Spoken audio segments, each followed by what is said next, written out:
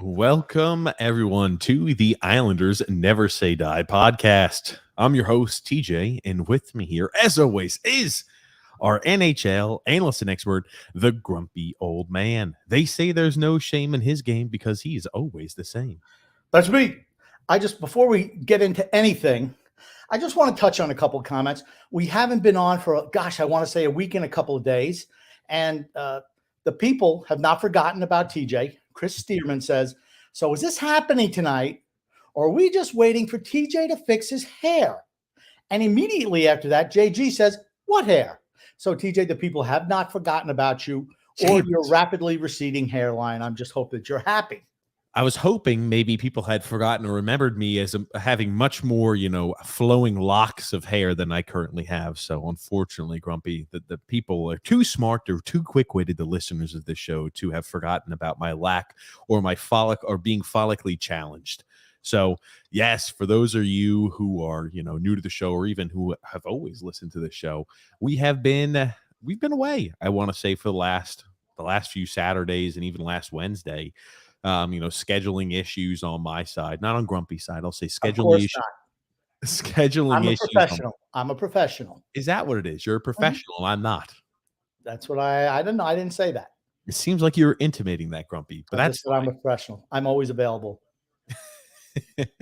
But yes, we have been. I've been having scheduling. We've had some scheduling issues, but here we are this Saturday. I'm excited to do a podcast today. It's been a while, and Grumpy and I always enjoy doing this. We always enjoy talking, to the fans of the New York Islanders. The true fans of the Islanders. They say that never say die attitude. Well, unless you listen to the show occasionally, but we're in a spot to where we've got a lot to cover today. We've got a few games to catch up on. The Islanders are right now playing against the Columbus Blue Jackets. So there's a lot we're going to be talking about here today and this evening. But for those of you who are new to the show, welcome. This is a twice a week Islanders podcast that takes place every single Wednesday and Saturday at 8 p.m. Eastern Standard Time. Maybe. Yeah, maybe 8 p.m. Eastern Standard Time. So, for those of you who are new, we invite you to stick around a while. We invite you to subscribe on YouTube, to like on Facebook, and to follow on Twitter. Also, for those of you who enjoy the show, right? You're here every single Wednesday and Saturday. The best way to show your support is by leaving a thumbs up. Apparently, it helps the algorithm. It lets Grumpy and I know that you enjoy the content that we put out. So tonight, we're going to talk a little bit about the games we've seen the Islanders play, and we've seen quite a few things from the Islanders since our last podcast. We've seen a few shutouts or two shutouts against the Islanders being shut out twice. We've seen two games with late game heroics where the Islanders come back from a 2-goal deficit in the third period. Boy, is it fun to watch.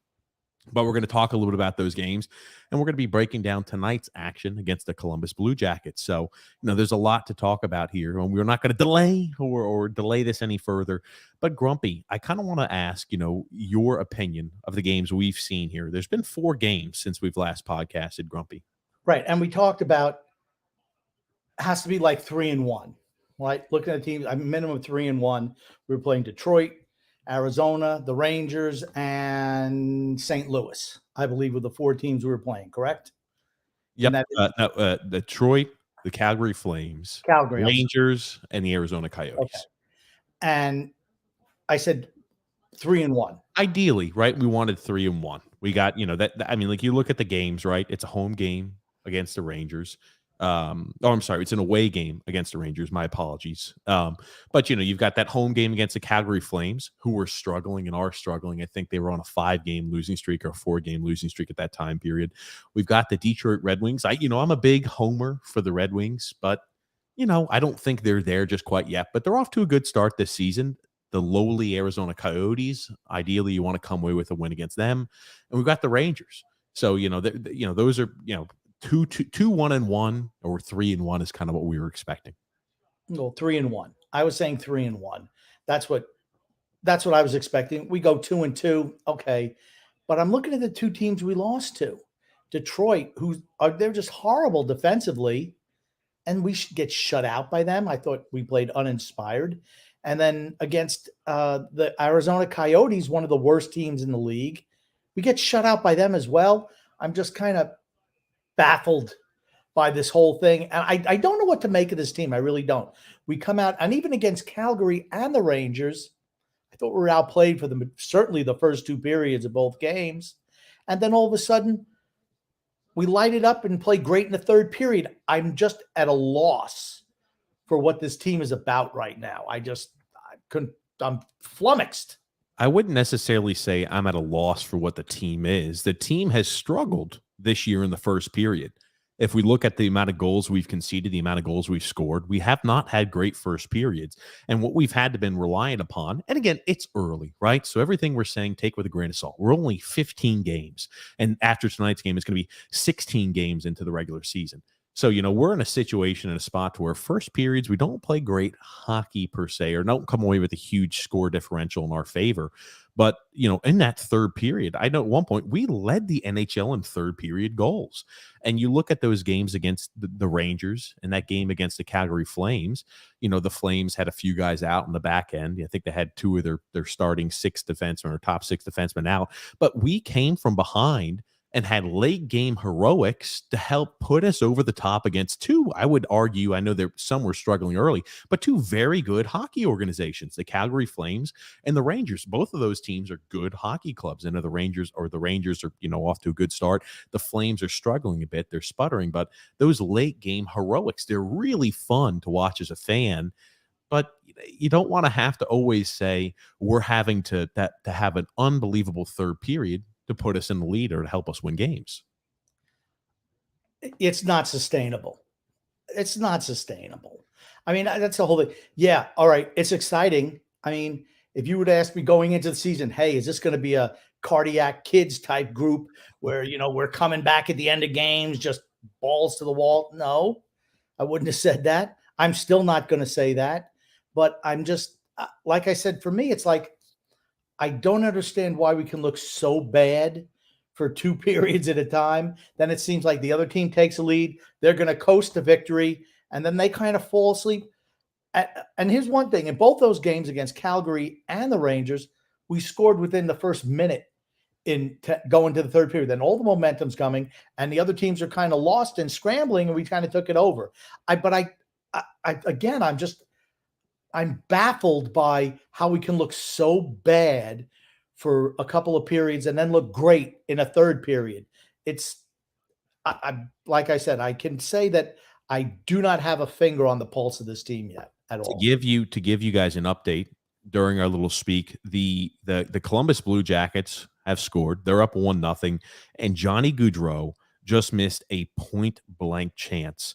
I'm talking about net wide open on his forehand. I do not know how the hell he missed that opportunity to go up 2-0 against the Islanders. That's one that Gaudreau, he's got a stick over his head looking up at the sky like, how the hell did I miss that opportunity? And again, today, I'm not saying we're playing poor, but this is the worst team in the league we're playing right now. Correct. The Columbus Blue Jackets statistically are the worst team in the NHL right now. This is a game you would expect us to look at the better side. And we look like we're just hanging with them. It's obvious that we're better than they are, but at some point in time, you got to start burying these little teams. Okay, we had the big stretch where we beat Colorado and the Rangers and Carolina, and I thought that's kind of mirage. All those teams were struggling a little bit, had their own issues. But now it's like we're losing to bad teams. That's concerning to me, and not scoring. We've always beaten the really bad teams. Yeah. We've beaten them handily. And we're a team that usually we struggle against the better teams. And, we've played this year a little out of character from what we've expected. We've dropped some points against teams that usually would just be expected victories. And I think we've punched above our weight class in certain games where we've beaten teams that I would not have expected us to beat. And, this is a team we still struggle with, the teams that are good skating teams. They're fast teams. Those are the teams that we struggle against. And I think that we're going to probably struggle against all season long. But, it's right now, since the Columbus Blue Jackets have scored, I mean, like the ice has been tilted in Columbus's favor. Every chance opportunity is coming in Columbus's favor right now. And if you're the Islanders, right, we've got 14 minutes and 37 seconds remaining in the second period. You don't want to go ahead and further give up more goals or to let the bleeding continue, because that's a bad turnover by Scott Mayfield. And Cole Sillinger has a one-on-one opportunity with Sorokin that hits off the crossbar and goes out of play. Columbus, it's like they're smelling blood in the water right now, and we have to sustain this. We've got to come out of this period with minimal damage. I'm just, like I said, they're terrible. Correct. Columbus is a bad team, right? They're a bad team. We should be able to turn it around. Like I said, I'm at a loss for what this team is. We look like we're a middle of the pack squad, right? I think above the middle of the pack squad, I think. Okay. So you're thinking, okay, I don't get that feeling. I think you're seeing a lot of teams that were really good last year are starting to get their feet under them a little bit. And like I said, I'm just looking playoffs, right? Playoff picture. And you got a team like the Devils. I mean, they've been still playing well by every single metric. Now, I think the goaltender, Blackwood, is going to be out for a while. But by every offensive metric, they're like one of the better teams in the league. And it's showing in the standings. I mean, they're playing extremely well. That's a problem for us. That's a problem. I mean, Toronto is righted the ship. Tampa's righted the ship. Florida, for the most part, is righted the ship. I mean, that's a problem for us. I think it's early yet. I think we're still in a spot to where we could very easily see some of the teams that are below us. The Washingtons, the Pittsburghs. People say, oh, well, the teams, remember that cliff we said those teams are going to fall off? Well, they finally have fallen off. A little early yet to say that. Both of those teams have first ballot Hall of Fame caliber players on their roster, and it's crazy how quick things can change when you have legends of the game on your team and on your roster. Even when they're a little older, it's still crazy how quick that can change. Yeah. Remember, the Devils, as I've always talked about with young teams, the Devils are, generally speaking, a pretty young team. So that means the highs are going to be extremely high. The lows are also going to be very low with the Devils. So it's worth taking that into account, and it's worth taking that into consideration. So I think, overall, right, I think that there's a lot of teams that are around the same exact talent ability of the Metro.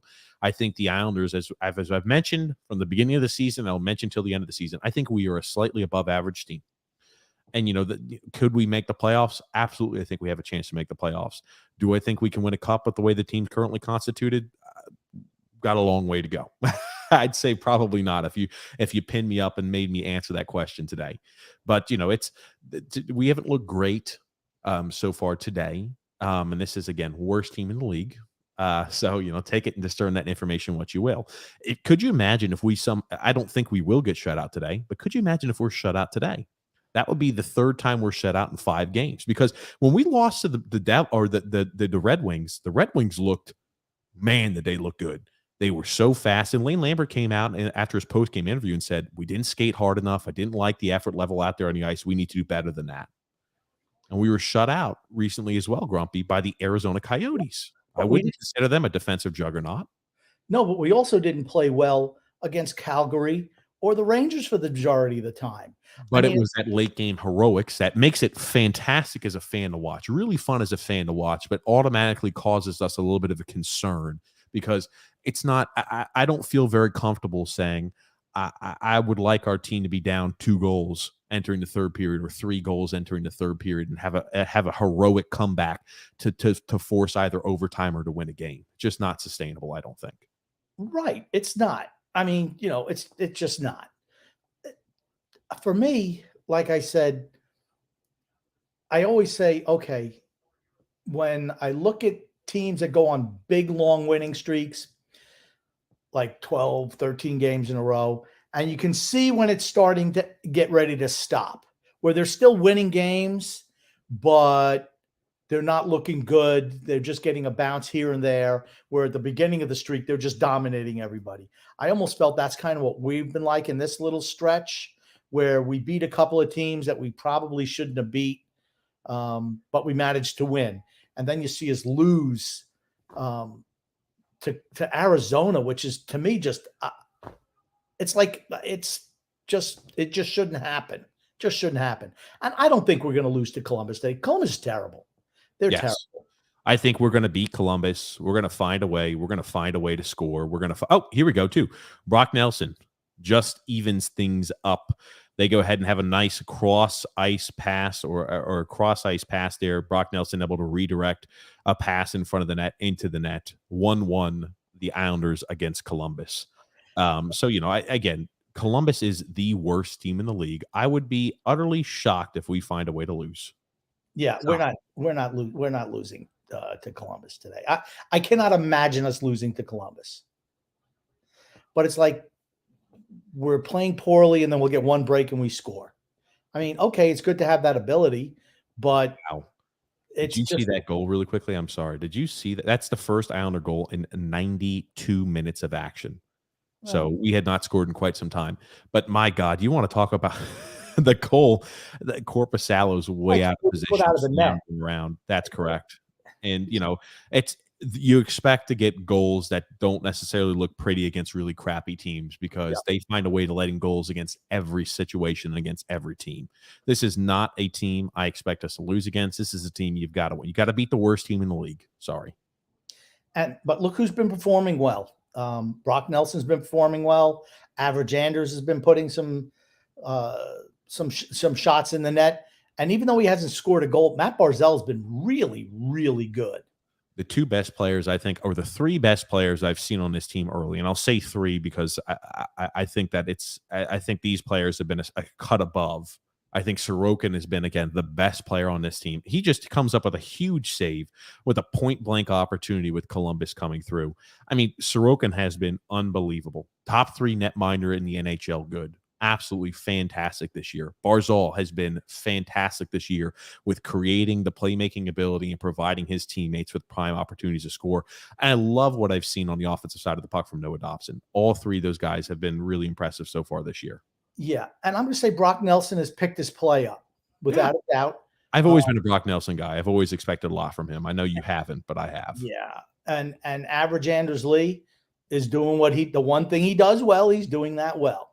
What's that going to be? He's a garbage man. But I mean, you look at the Ranger game.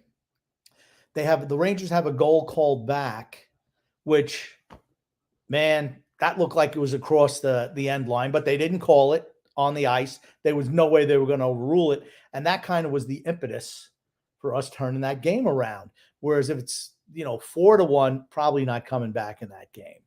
But, I mean, we've been having a little bit of puck luck also.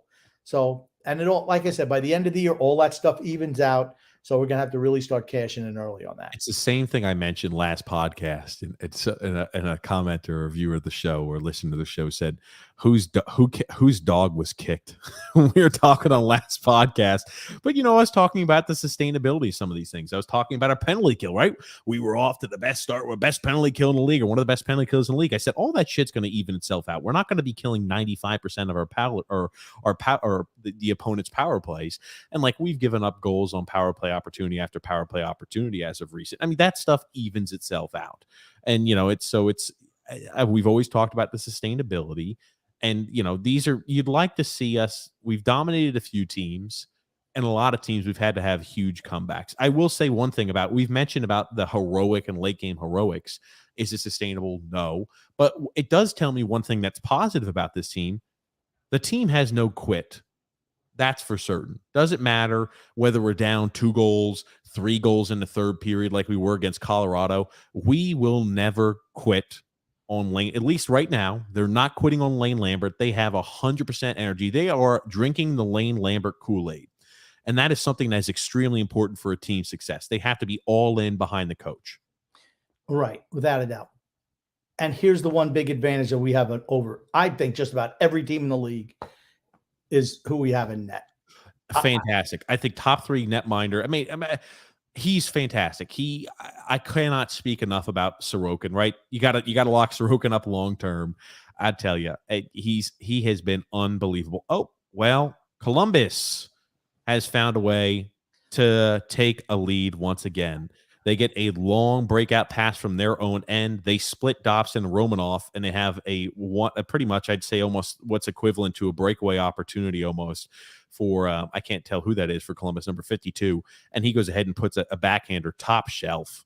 Look at that. I looked like Dobson was just coming on the ice. What's Romanov doing? And Romanov was, I don't know what he was getting. In no man's land. It looks like he was getting a hot dog in row 7. Because Dobson had a guy he was marking. The pass goes to a guy that Dobson's marking. He redirects it to a guy cutting across the middle, which is Romanov's guy. And you have a breakaway opportunity there. And it gives, again, Columbus a 2-1 advantage over the Islanders. Still midway through the second period. Yeah. Not what you want to see. Way too much space between Dobson and Romanov. I'm like, I don't know what he's doing. It's still going to take him time. He's not even 20 games into working with a new defensive partner, right? That excuse doesn't last forever, but I think it's one that is, I think, valid for this time period right now, that they're still kind of getting used to each other. But by game 30, by game 20, there should not be lack of communication errors on the defensive side of the puck as much.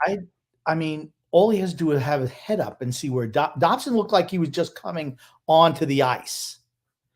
And Romanov is like, you have to protect the center of the ice. It's okay if you let a guy go around the outside. You can't let a guy skate right down the middle on you, though. I mean, just, I don't know. I've not been happy. Okay, really quickly, I'm sorry. Before I forget, Emil Brännström as well as, I believe, Sillinger both have their first goals of the season against the New York Islanders. So you talk about how bad this Columbus team is. A lot of guys getting first goals of the season for the Blue Jackets tonight. Yeah, maybe Matt Barzal will get his, since everyone's getting their first goal of the season. Maybe we'll get one for Matty B tonight. I was about to say, and Cole Sillinger, right? A young player. He was drafted last year.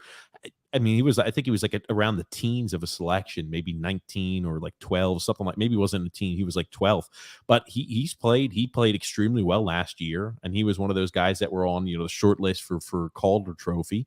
And he hasn't been off to a lightning hot start, just like the majority players on that Columbus team, but he finds a way to get his first today too.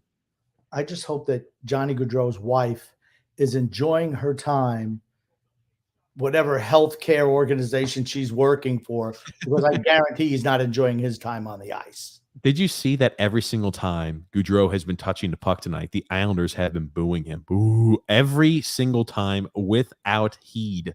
Every time just booing him.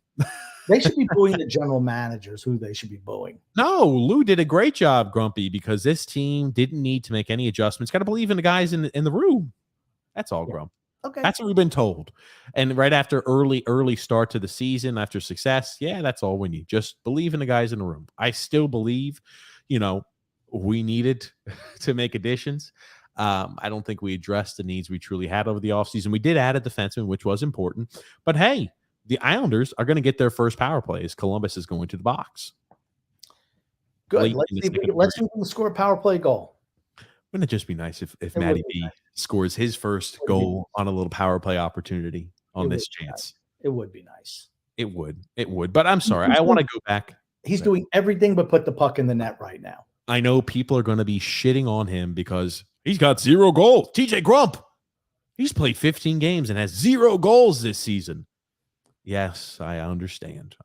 We talked about this hypothetical early on. We said, if let's say he's got 0 goals in a season, but 90 assists, would you be happy? The answer to that question, for me at least, is yes. I obviously would like him to have a little bit more, less parity, or a little bit more parity, I'm sorry, regarding his goals to assist. I'd like him to have a little bit more, a little bit more parity on that side, but yikes. I mean, like I'd still say 90 assists and 0 goals. I'd be happy with that performance. Yeah. And going into tonight's game, he was still tied for the team lead in scoring, and he's on a point a game pace, right? So if you would have went into the season, 15 games played, 15 assists. Right. And hey, Matt Barzal needs to be a point a game player. Well, he is that right now. Correct. Okay. And the goals will come. They will come. Right now, you can tell, and I don't think he's gripping the stick too hard. I just think that goalies are making great saves on him, just getting blocked out front. But he's played extremely well. He's the least of their worries. I just, like I said, I've said it before. The team is not good enough to win a cup, and we need to shake things up. You can't have all the same thing out every year, every single year. You can't do it. I will say the heart that we play with under Lane Lambert has been welcomed from my eyes this year. Right? We talk about like, oh, there's some Brock Nelson. That's a cheeky little job by Brock Nelson. He gets a stick kind of towards his side. He says, "Whoop! I'm going to chicken wing that stick and not allow it to leave my side, and I'm going to go ahead and draw a hooking penalty." So good job by Brock Nelson. Veteran move. A wily veteran move by Brock Nelson to draw a penalty. Okay. So that's great. I like to see that. I will tell you one thing. I've been listening to Butch on some of these Islander telecasts. It's hard to listen to. He's getting to that point. I understand he's a homer. He always roots for the hometown guys and will never say anything negative. But holy shit, like you talk about it, AJ sometimes comes on and he says, well, that I can't remember what it was exactly. I think it was a non-goal allowed or even the running the goalie. Grumpy, who the hell was it that the goalie that Cizikas was thrown off the ice for running the goalie? I know it was a few games ago, but he was thrown off the ice. He got a game misconduct for running the goalie, and the Flames. And the same thing happened. I can't remember who it was from the Flames, but they ran the goalie, or maybe I can't remember. Maybe it was the Flames, the Blues. I don't remember. They ran the goalie. And listening to Butch talk about this, Chicago. I'm sorry, that was a while ago. Thank you, Chicago. That's right. I remember listening to that. I was like, "Oof, the voice of reason is not Butch." I don't like to see that. The guy who's got so much hockey knowledge is just hard to listen to sometimes. He is, and it's just now every call against the Islanders is a bad call when you see the exact same thing. I mean, we try not to get too much into the referee thing. Because there will be good. I'm sorry to interrupt. There will be good and bad calls for and against your team all season long. Over an 82 game season, ideally, it kind of levels out. Yeah, I just, when you're watching this, and it's like we try not to overreact too much to these calls. I mean, if they're blatant, we're going to say something, but some ticky-tack stuff, it's like, okay. Like you mentioned when Cizikas ran the goaltender. I mean, he's trying to make excuse. I'm like, and Brendan had to stick. I think we even talked about it last show, where Brendan's like, yeah, Butch. I mean, when Brendan's got to rein in the color guy, how bad does he have to be? He's like, yo, come on. People have eyes. They're able to see this. Let's call it up straight. I mean, he's hard for him to listen to. It really is.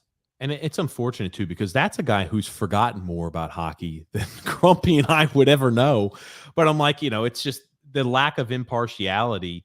And I'm not looking for a guy to be completely like, hey, he's like an automatron, completely impartial. I'm looking for a guy that, is going to obviously be more favored towards our side. But I'm like, if I can see that there's a blatant discrepancy with what you're saying and what I'm seeing, that's when it makes it kind of hard for me to listen. And he hasn't been this way. It's not like Butch has been this way It seems like he's really bad this year. I don't know what the reason for that is, but we love Butchie, but maybe we're the only two that think that. And let us know in the comments if we're the only two that are thinking that. But as of recent, it's been kind of hard to listen to some of those things. I find myself saying, Butch, what are you talking about? Come on, it's clear as day. And I'm not sure. Are we the only people, or other people noticing the same thing? Make sure to let us know in the comments. I'm interested. Yeah. Just a couple thing about color commentators. Peter McNabb, who was a really good player for the Boston Bruins. I think he played for Colorado, played for a number of teams. And I remember him as a color code commentator for the New Jersey Devils. And then for the last number of years with Colorado. He just passed away last week. Oh, wow. At the age of 70 or 71. And it's funny. I look at the age. I'm like, 71. I'm like, gosh, that's not that old. And I remember watching Peter McNabb play, and, shout out to, the Colorado organization, his family, just a shame. And then I'm watching Thomas Hickey working with Shannon. And I'm like, all right, he has some good insights, but he's a commentator just as good as he was a defenseman. I don't know why we can't hire good color commentators. He seems a little like a freaking robot. And I'm not sure if it's because he's not comfortable yet. So I'm willing to give him a little bit of a pass, because I'm sure he's never worked in a capacity like this on the media side. But like, I see him like looking at the camera, and I just see him like staring right into it like this as he's talking to it. And like, he'll never look at the actual person he's speaking with. As he's speaking, he's just. The one thing you have to be is natural. Correct. He's not that. I don't feel like maybe he can be better, but not yet. He's not. Then I looked at AJ's hair the other night, and I'm like, man, she's going old school, walk of shame hairdo. Shit, Grumpy, be nice, damn it. Holy crap. Be I mean, I'm freaking just nice, like, Grumpy. come on. Are you even trying? Do Stop. you even I'm try? not gonna let you stop. I just want to know why we cannot get competent color coordinators, um, color commentators on the show or analysts. I mean, Thomas Hickey, great guy from everything you hear, right? What did he do to deserve that job? Be They a just part of got the the Islanders floor? organization. That's it. I, He no, played with the Islanders. That's it. hire somebody else. We really quickly, just to give an update on the game, that power play, we created a lot of good opportunities. And after the power play, the fourth line has been out there. We have been creating a lot of opportunities, a lot of pressure in Columbus's zone. About 4 minutes and 40 seconds remaining here in the second period. We want to be able to make sure we can strike here, if ideally maybe tie the game, head into the third. I know we've done it a lot this year, but you don't want to be headed into the third period down once again. I know we have had a great track record in the third period. It's just not something that I would like to rely upon game in, game out, that we have to have a huge, comeback every third period. I can't imagine us losing to Columbus. And right now, we're going through one of the easiest stretches of our schedule for Correct. the next 2-3 weeks. So this is where we need to start making some hay. Yes, we have Toronto, we have Dallas, which we're going to be in Dallas next Saturday. So there'll be no show Correct. next Saturday. Be in Dallas, and again, thanks to the listener of the show who got us tickets, and we'll be down there. So many thanks to them. We'll just keep it anonymous for right now, and if they would like, when we speak with them, coming up, we'll make sure to mention them. But again, they know who they are. Very many thanks to that. But we will be in Dallas on Saturday. So there will be no I'm sorry. Again, there's a lot of moving and shaking, right? We'll be in Dallas this Saturday, so no podcast on Saturday. We will have a podcast on Wednesday. So Thanksgiving comes rolling around. Schedules get crazy around this time of the year. And we will be doing our best to make sure we provide as much consistent Islanders content as possible over that time. And then on Thursday, we're going to be doing the TJ and the Grumpy Old Man show, as well as tomorrow night. I forgot, Grumpy. Thank you for reminding me. I totally forgot to even mention the TJ and the Grumpy Old Man show. Grumpy, I know I always talk about that show, but what is the TJ and the Grumpy Old Man show? It's a show where we talk about just general sports. We talk about the hero of the people leading the Tampa Bay Buccaneers to an improbable come from behind victory over the Los Angeles Rams. We talk about the NBA, mostly, items that just kind of pique our fancy. It's not like, okay, let's give you the scores. No, we do breakdowns. We do fan fights. We talk about just about anything. And then we'll talk about movies. We'll talk about TJ's lack of knowledge in anything remoting, pop culture. It's just a whole lot of fun. Yes, Grumpy, absolutely. And just as you mentioned, we talk everything sports on this show. It's called TJ and the Grumpy Old Man. You could find it in the link in the description below, or you could find it as a featured page on our YouTube channel. And again, we talk anything football, NHL, World Cup soccer. Oh, yes. Who's not excited for some World Cup soccer upcoming? Even if you're not a big, European football fan or soccer fan, this is the one time to watch, maybe to pique your interest. That's, I think, originally how Grumpy and I became such soccer fans, was during the World Cup. We watched that World Cup soccer. We got to watch class soccer and football there for our European our European listeners. But it's fantastic to watch. It's a great time. If you have not started watching soccer yet, American soccer and European football, now is the time to kind of pique your interest during that World Cup. You'll see some great people, some great Oh, wow. I'm telling you, our defense has been exposed as of recent with a lot of opportunities, some quick-paced opportunities on odd man breaks coming for Columbus. Yeah, a lot of press on them. I don't understand that. This is Columbus. Well, it's because we've been putting such an emphasis on putting pressure on Columbus, and they're bending and not breaking right now. So they've had quite a few opportunities coming their way that, they've had a chance to be successful with. Wow. Nice job, Sorokin, being Eddie or being on the spot and ready for that opportunity, covering that puck off that loose puck. But about 2 minutes remaining here in the second period of tonight's game. But yes, you can find TJ and the Grumpy Old Man in the link in the description below or as a featured page on our YouTube channel. But Grumpy, I'm going to run. I had to use the restroom before we get started here, in the intermission, before we get started looking through some comments. It's been a while since. Well, while you disappear, I'm going to hit some comments. No, Grumpy. We've had a lot of hockey that's been covered. You really have nothing else to say that we have not covered yet that you wanted to talk about regarding our games? Nothing else you want to talk about with that? I'm giving you free range, man. Take the wheel. I would like to take the wheel. I'm going to say, TJ, you need to go see a urologist if you have to urinate 38 minutes and 29 seconds into the show.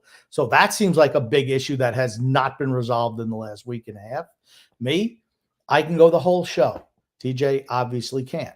So what do I like to talk about? I like to talk about the comments because I like to talk to the people. TJ, not so much. Everyone knows he doesn't like the fan groups like, Isles Misery Rated R. Doesn't like them. Why? Because they're a bunch of great guys and he's just, he's got a little snooty. He's a little snooty. Got his, I'm in the rarefied air. I'm TJ. No.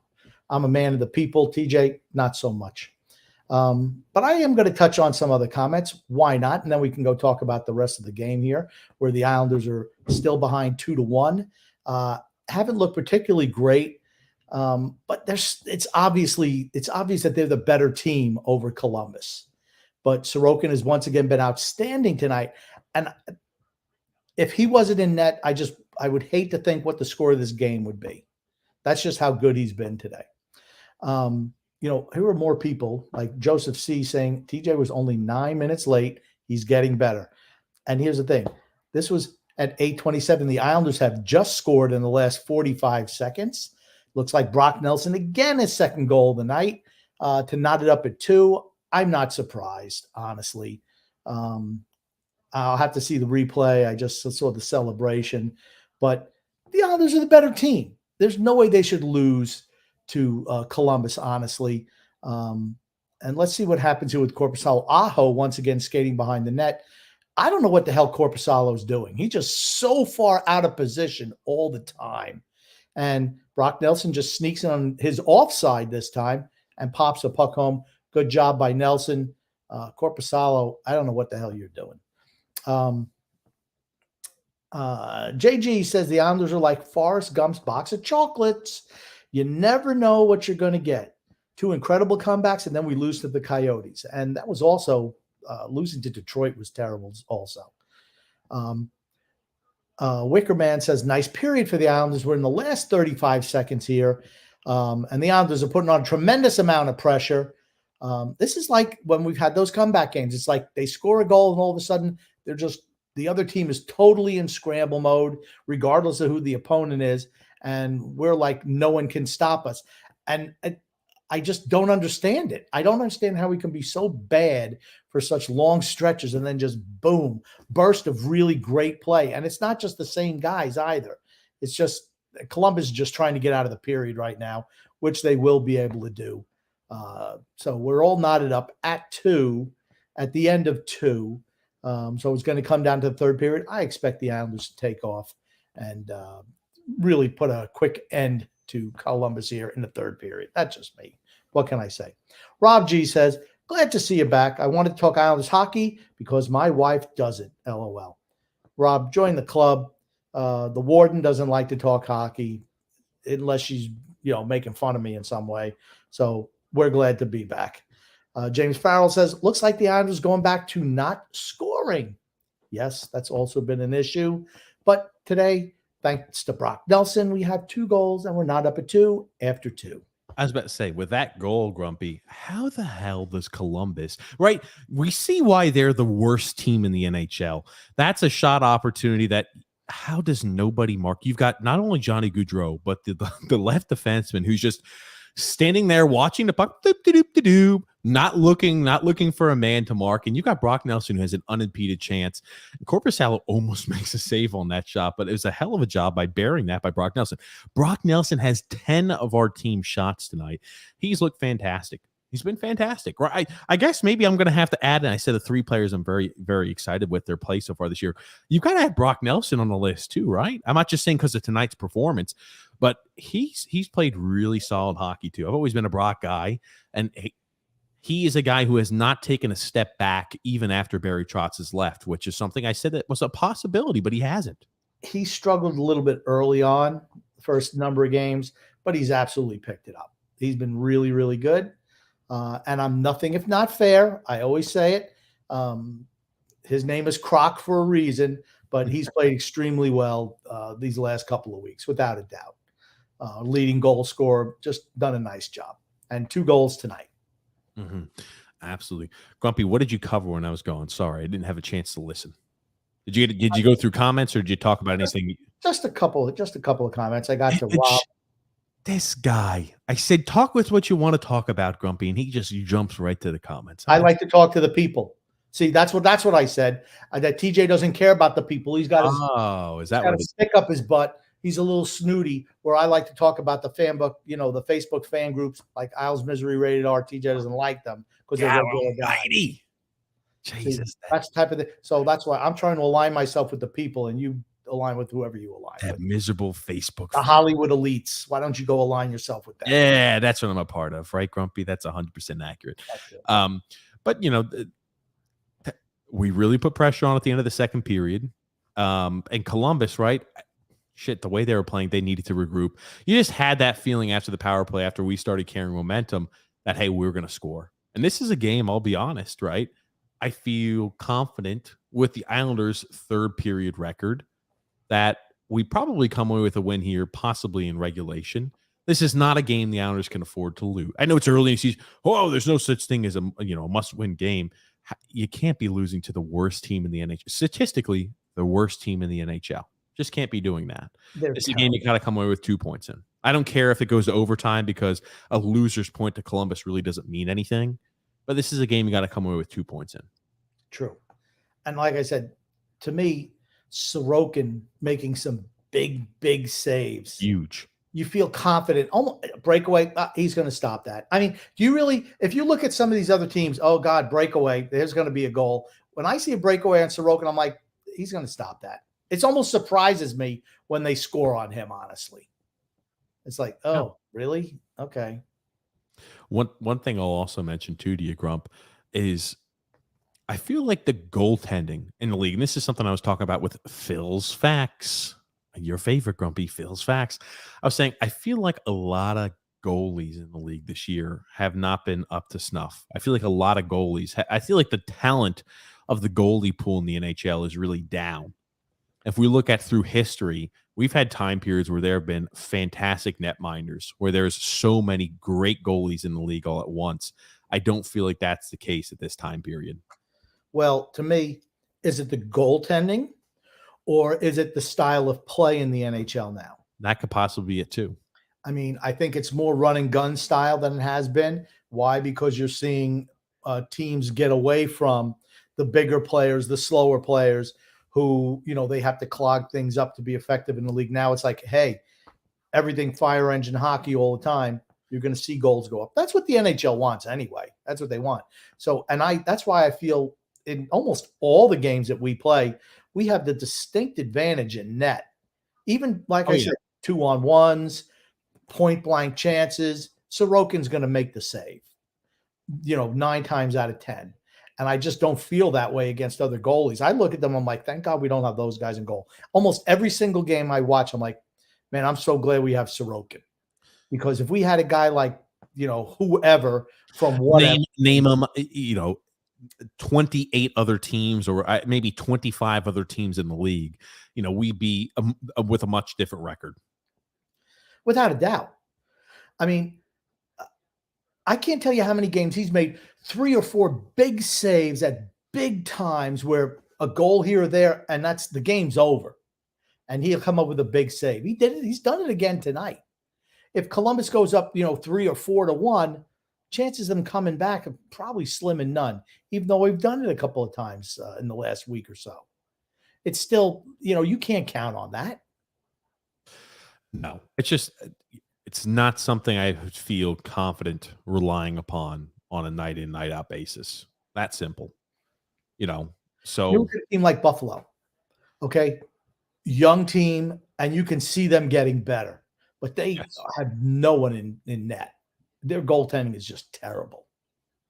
I mean, if they had Sorokin, they might be like the Devils.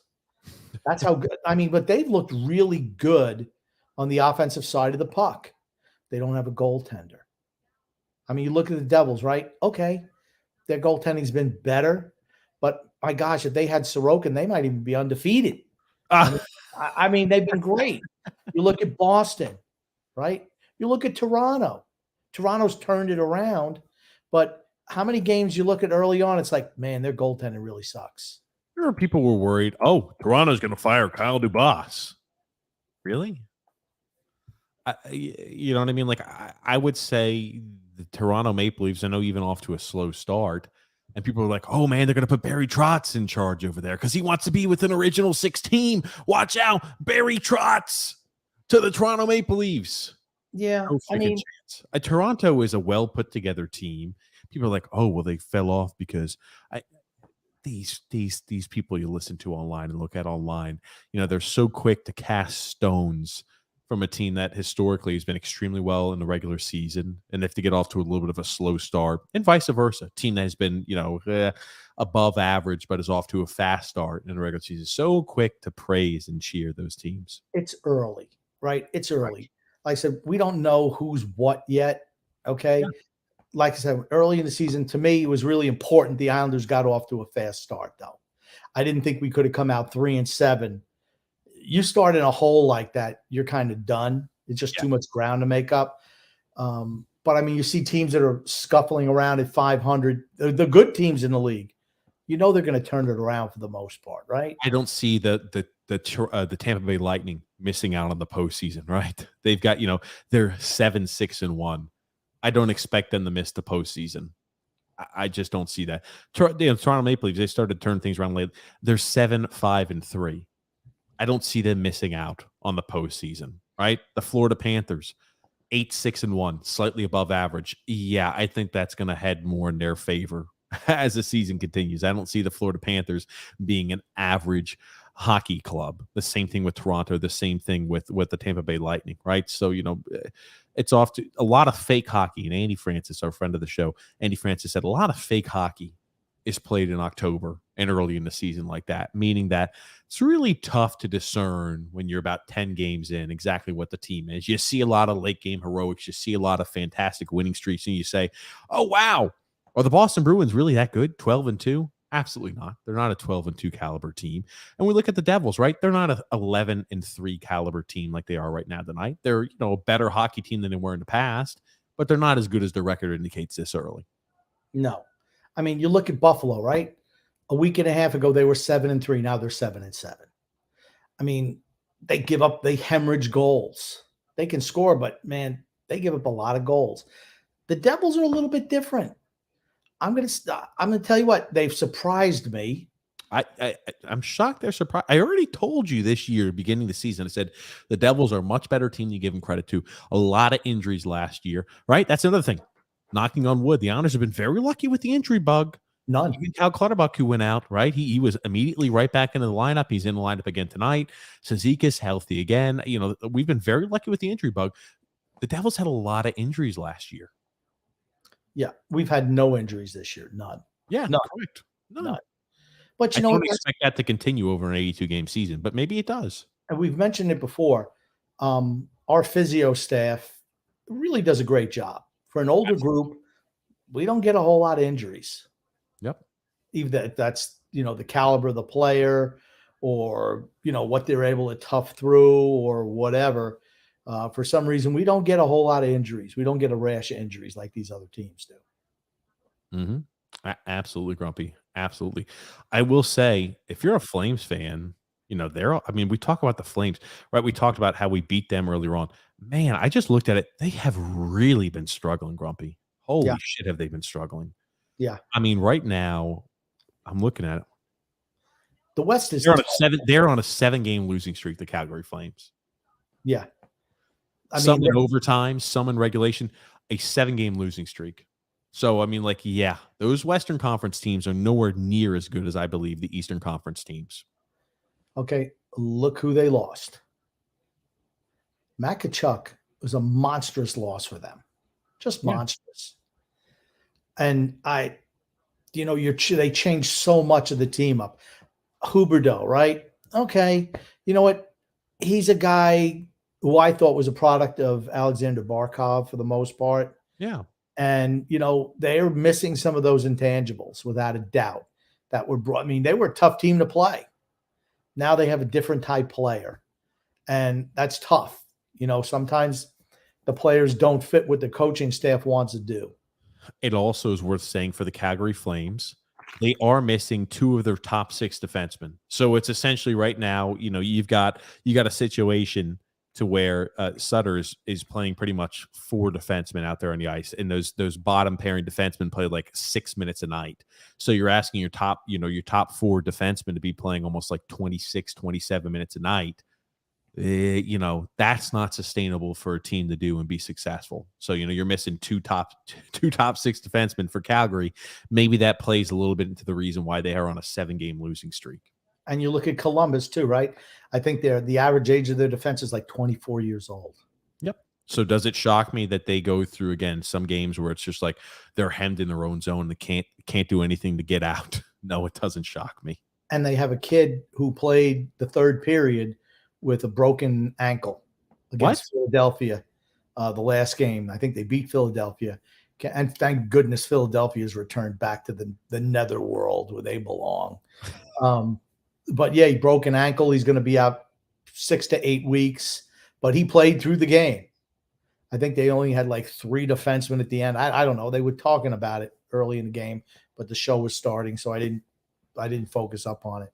But yeah, they had a kid who was hurt, and he's going to be out, 6 to 8 weeks with a broken bone in his leg or his foot or something. And he toughed it out. They just strapped it up, get out there, finish the game up. It's funny. What movie is that from? We were talking about it when John Wayne says, that's a compound fracture. No. Tie your boot tight. And no, that was The Longest Day. The Longest Day, I'm sorry. And John Wayne wound up getting a compound fracture in his leg, and how this guy was able to do field triage and determine that it was a compound fracture, I don't know. But John Wayne just told him, you got to put the boot on and strap it up tight. He's like, you're going to walk on that? He's like, yeah. I mean, and then for the rest of the movie, he's hobbling around with a compound fracture. I'm just going to say that that's a little bit of movie magic right there. Damn it. I was trying to see if I could find the actual clip of that, and that's going to be tough. I apologize, but that's a compound fracture. Yeah, my God. And they just straps it up. He's like, yeah, I'm going to be walking on it. Quit your belly aching, doctors. Do what I tell you. John Wayne was great. He was John Wayne in every movie. Every movie he was John Wayne. But, man, American icon, without a doubt. Absolutely. But Grumpy, let's use this moment here to segue and read our ad for today. Today's podcast is brought to you by DraftKings. NFL Sundays are only getting better and it's with the incredible offers from DraftKings Sportsbook, which is an official sports betting partner of the NFL. Right now, new customers can bet just $5 on any NFL team to win and get $200 in free bets if they do. Check this out. Right now, everybody can earn up to 100% boost with DraftKings stepped up same game parlays.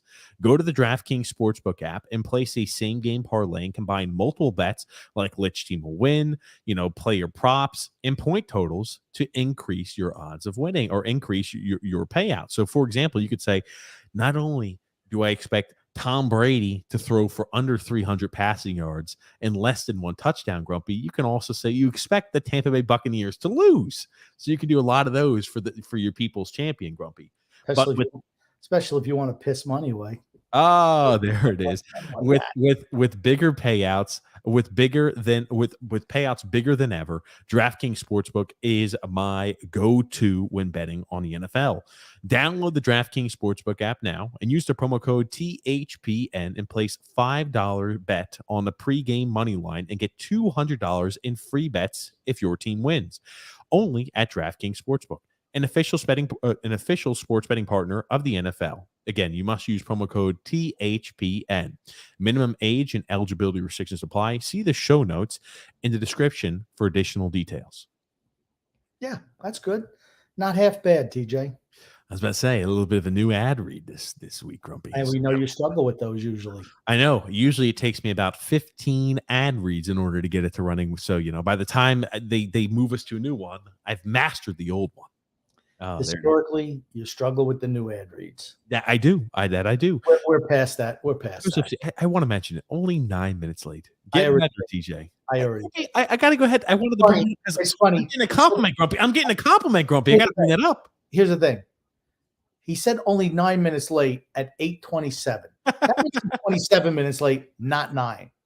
No, Joseph, that's right. Only 9 minutes late. That's right. I was very close to on time. Here's what it tells me. You have conditioned the people to think being late for you is on time. That's not acceptable.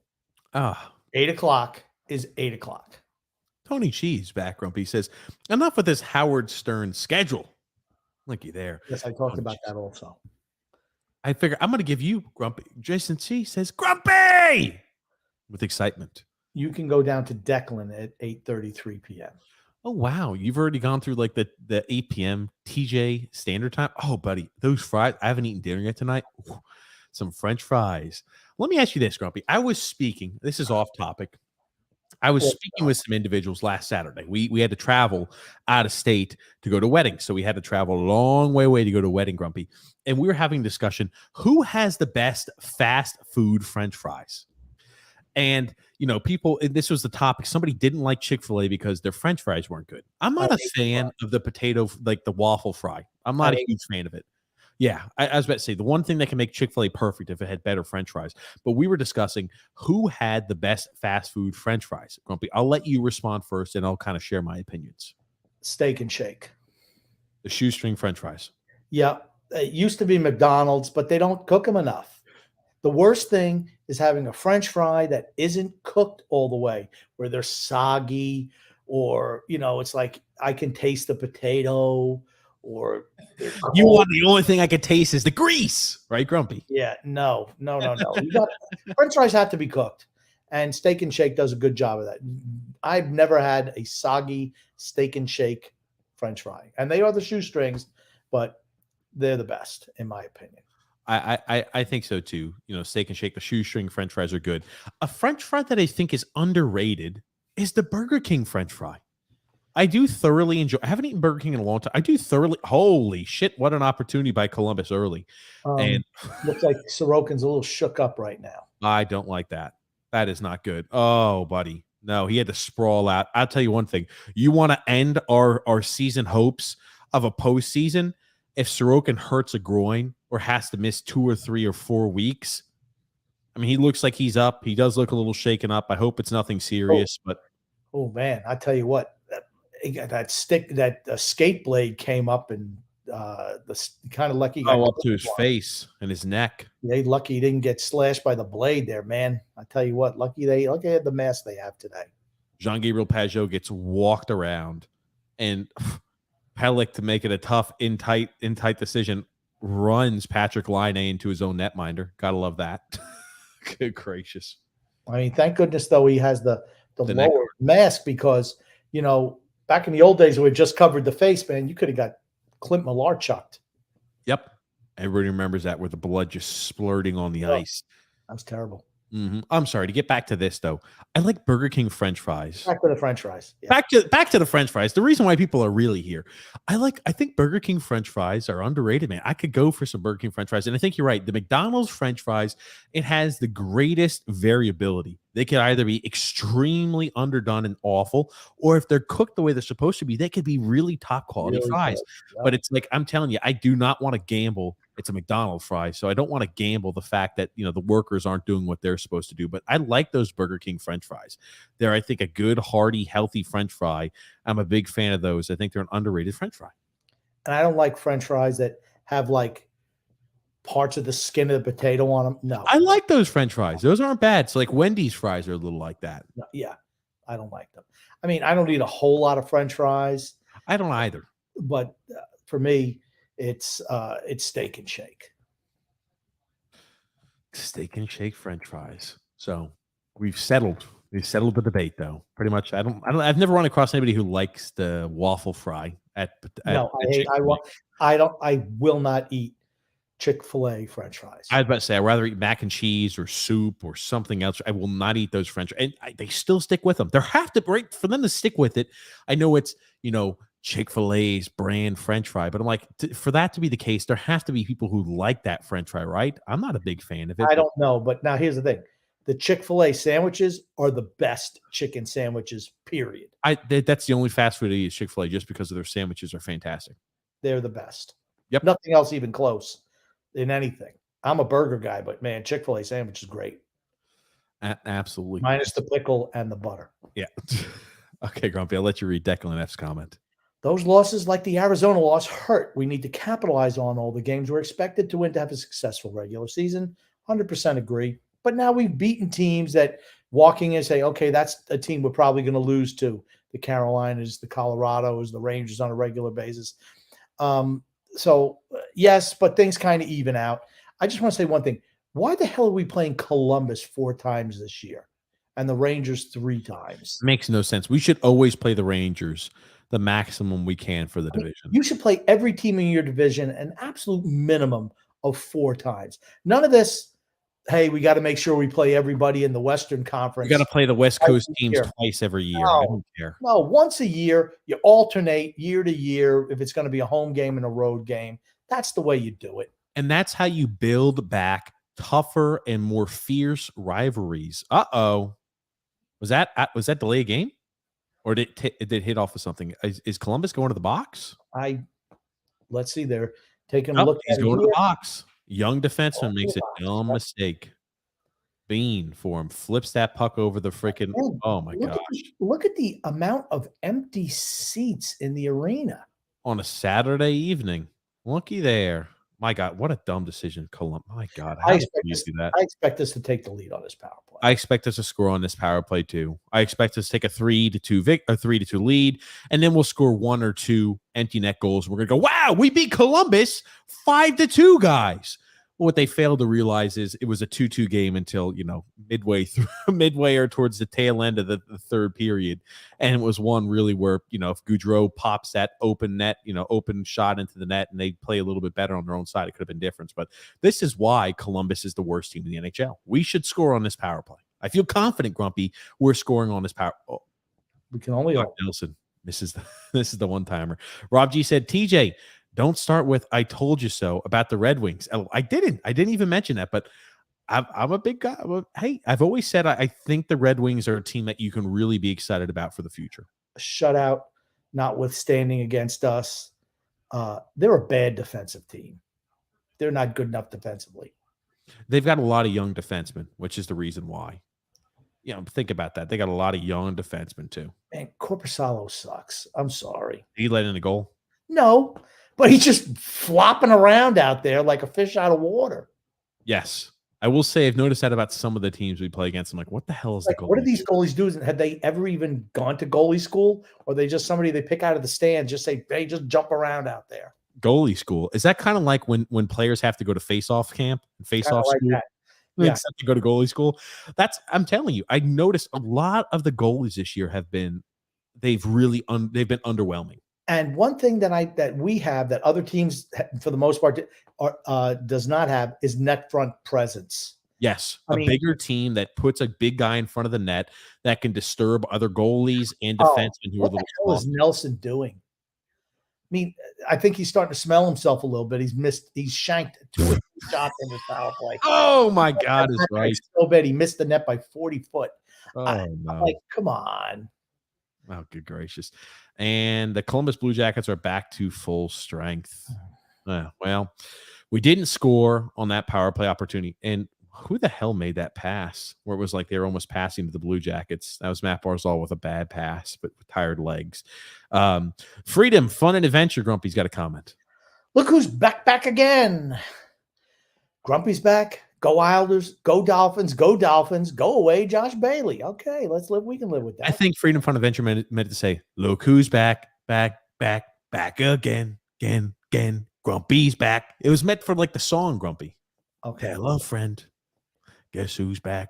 Grumpy's back. Anyway, Goon Grumpy's got a comment for you. I hit mute on Butch and Brendan and chosen you chaps to listen to. The right selection, of course.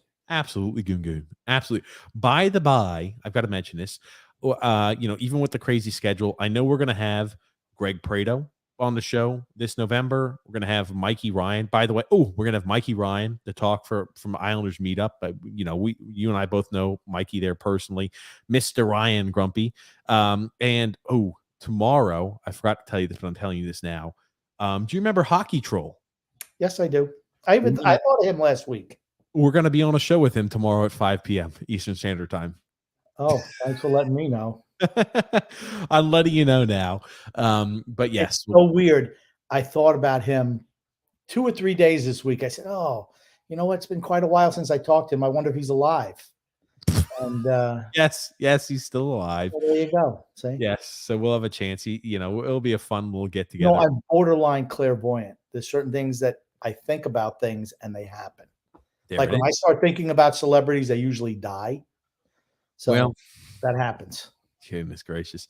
The game is looking like the Arizona game, says James F. Yeah, I was about to say, I know that we're not losing. It's a tie game at this point, but we haven't looked great. Besides that late push in the end of the second period, I don't think we've looked great today. It's kind of been back and forth, and that's not what you expect from a team who should be handily beating the worst teams in the NHL. Yeah. Then we have Ottawa Monday night.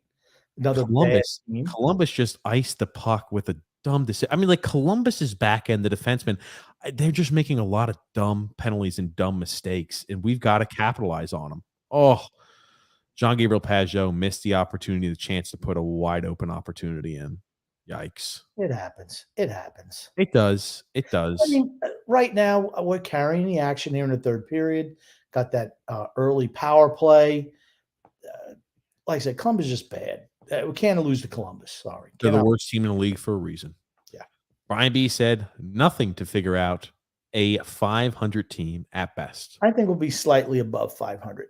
We're going to hit a rough spot. Correct. This season. We're going to hit, every team hits a rough, where they scuffle for a couple of weeks. It's how you maneuver your way through that particular period of the season. And if you're going to lose like that, you don't want it to be the bad teams. You want it to be against good teams. You got to clean up against the bad teams. We're going to also have players that are out for, they'll pick up a little bit of a nagging injury that are going to miss a week or 2 weeks at least. And we're going to have a few injuries throughout the season. All right. And how do we overcome those? I mean, we're unbelievably healthy right now. Knock on as much wood as possible. Our physio team, as I mentioned, they almost get MVP of the year for us every single season because they do a great job with the team, keeping the players healthy. And so do the veterans on this group. They do a great job of conditioning themselves and making sure that they are in prime and optimal shape, ready to go, and not extending themselves. The training they do in between games is a fantastic job. Those are things that our team does a great job of. We need to continue, obviously, as well. Yeah, a lot of people just underestimate that aspect of, being a good team. Best ability is availability, right? Absolutely. Rob G. Grumpy. He says Josh Bailey has to learn how to hit a little. What a prima donna. He ain't going to learn that. Unless he's wearing a leather outfit and getting hit with a whoosh. Somebody's whipping him with a little belt. Holy shit. Or a little mask with little spikes in it. Watch you decide said, yeah, we look flat again tonight. Yeah, and it can't be like that. Eventually, that's going to cost you. You can't expect every game to come out flat and just have a great third period to win you. I mean, we have been winning third periods pretty much night in, night out. I'm not expecting us to win every third period all season long. Nick D says, TJ Grumpy, how are you guys doing tonight? Welcome back. Thanks, Nick D. We're doing well. Hopefully you're doing well too, Nick. And all the listeners are doing well also. The Wicker Man Grumpy. What are your opinions of the Romanov trade so far? He looks like a very physical player. That he does. I'm disappointed in his defensive positioning, though. I don't know how good of a defensive player he is. Yeah, he hits a lot of guys. He blocks a lot of shots, but he doesn't seem positionally sound to me. And that's going to be a problem in the long run. Okay, getting away with it now, but in the long run, that's going to be an issue. It's something that, again, I'll give him a little bit of leeway on, simply because opportunity for Cal Clutterbuck, and he doesn't even get really a shot off. A good job by Columbus getting back. Okay. An opportunity there, an odd man break, almost a breakaway opportunity for Cal Clutterbuck, but he is caught. But yeah, I think the Romanov is a physical guy, just like advertised. People tried to advertise him. Oh, he's got a lot of potential for offensive growth. No way. Absolutely not. And this is a guy to where I think the positioning issues you mentioned, Grumpy, will work themselves out with the more he gets comfortable with Dobson, because I think he does have a little bit of an issue regarding his defensive positioning. I think it's not stellar. Yeah, I don't know if it's a partner thing. I'm just like, dude, this just being a defenseman, you have to shade yourself towards the center of the ice. I mean, where your part. Here's the thing. You got to have your head on a swivel as a defenseman. If you see your partner is along the right board, you can't be hanging out on the left board. Yeah. You got to migrate yourself to the center of the ice. Yep. I don't like I said, I don't know. We haven't seen enough, but I'm just not happy with how he plays positionally defensively. I'm optimistic so far. Yes. Korpisalo on that shot almost somehow let that trickler in between his pad and his glove. I know he's made a few big saves tonight, but my gosh, that's got to be a trip. For certain it is. On Pellick, I don't know what he's complaining about. You'll see it. I thought it was a cross check. Was it a trip? It's got to be. He just said something very nice. He said, "F, man, F." He's a little unhappy about getting sent to the sim bin. And that's Line A, I think, who goes down. Pellick obviously looks upset. All right, there's the replay here. That's a cross. That's a clean hit. That's not a trip. I don't know how they call it a cross check, I guess. He just hit him in a small part of the back. But you know what? We can't complain about that because we've gotten quite a few of those goals go our way too. Yeah, like you're not going to hear me complaining because those things happen all the time. And he did do a nice job. Maybe he was just off balance when he hit him with that, mild cross check in the hip. Did you like how last game Butchie talked about a hit that happened to an Arizona Coyote? Oh, well, maybe that was a trip, but that was a good job of selling it by Arizona. I can only imagine. Well, Patrick Laine got hit in the back, and then he just threw his feet out from underneath him because he's trying to sell that call. That was a Clutterbuck who wound up practically slew-footing a guy and said, how are you selling getting your states taken out from you from behind? You can't sell that. AJ Malesko had to say, well, that's one in a situation where you can't go ahead and take a tripping penalty there. There's no reason for him to do that. And maybe it was a little bit of a sell, but he definitely got a stick behind the guy's skates, and it's easy for those skates to go out from underneath him. Like, wow, AJ, the voice of reason again. Yeah, again. It's like, Butch, come on now. By the way, a little stat. We have allowed a power play goal in 7 of our last 8 games. So that fantastic penalty kill that we had, steadfast, one of the best in the league, again, returns a little bit back to normalcy. And that's kind of what I expect. Eric Hoffman says, what an embarrassing game. I like that picture. I love that. That old Chico Rush. Chico Rush. Why is there a stoppage of play? I don't know. I'm wondering what happened. It got cleared off the Islanders bench, so they're going to drop it as a face-off. But what's up, Scott? How are you? Joseph C. Grumpy has a comment from you. I will say it seems there's a lot more parity so far in the East this year. Yes. Last year it was pretty much the haves and the have-nots in the Eastern Conference. Yep. Last couple of years. And I think that's going to be, a lot of teams are very, my God, Korpisalo, how do you mishandle that puck? They're just bad defense. Oh, my God. And he almost lets the wraparound go in. Oh, Jesus Christ. And this is the reason why they're the worst team in the NHL. They're getting dominated right now on a power play. And if we were having a drinking game today, every time you hear TJ say there's a reason why they're the worst team in the NHL, have a drink. You'll already be sick-faced if you would have started the beginning of the show. And who knows for how much longer we're going to be on tonight. I predict TJ will say that quite a few more times. So there's your I'll drinking game. prevent myself. I'm sorry, Grumpy, but it's true. That's the only reason I continue to say it. It is true. Johnny No. Gaudreau just took a shot so hard that he fell on the ground, missed the puck. It's like Reggie Jackson when he'd knock down, he'd fall down to his knees when he's taking a swing for a home run. Yeah. Oh goodness. Joseph C. Grumpy. Gaudreau must be kicking himself in signing with Columbus, though. Imagine had he signed with New Jersey with all that offensive talent they have already. Yeah, hindsight being 2020. Holy crap. Could you imagine how much better they'd be now with him on that team? I told you, Jack Hughes is a very talented player. Dawson Mercer is a very talented player. You know, they've got a lot of very talented players. Holy shit. Columbus scores. They take a 3-2 lead over the Islanders. Wow. This is not a game you can lose, New York Islanders. As I've said multiple times. What is this team, Grumpy? They're the worst team in the NHL for a reason. Thank you very much. You can't be I didn't say it. I didn't say it this time. Take a pull off of that purple drink, Grumpy. Yeah. I will tell you this. I do, and of course they mentioned Andrew Gross said Bjork gives Columbus a 3-2 lead off of a Barzal turnover. Oh, they don't forget to mention that's a Barzal turnover. Oh my God. Okay, hold on. That's not a Barzal turnover, you freaking asshat. That's not a Barzal turnover. He didn't even have possession. Freaking Andrew Gross. Get out of here, Andrew Gross. Get out of here. Wasn't Barzal never had the puck? Oh, get the hell out of here. I tell you. Hey, they don't want to stop pushing that narrative. Oh, Matt Barzal. He's got no goals. Why didn't you throw that in there? Matt Barzal turnover. That he didn't really have possession of the puck. And Matt Barzal also has 0 goals on the season. Who's the most disappointing player for the Islanders this year for you? I know we want to hit the comments. I know. We're probably not going to get to all of them. Who knows? But who's the most disappointing player for the Islanders this year? Who you thought, oh, okay, he's gotten a pretty good shot and he's not performed really great so far this year? I think Oliver Wahlstrom had a good start to the season, and I think he's been inconsistent at best. Yeah. I thought the start of the season he looked great, and I liked what I saw. And now I'm just kind of like, yeah, he's been getting benched too by Lane Lambert.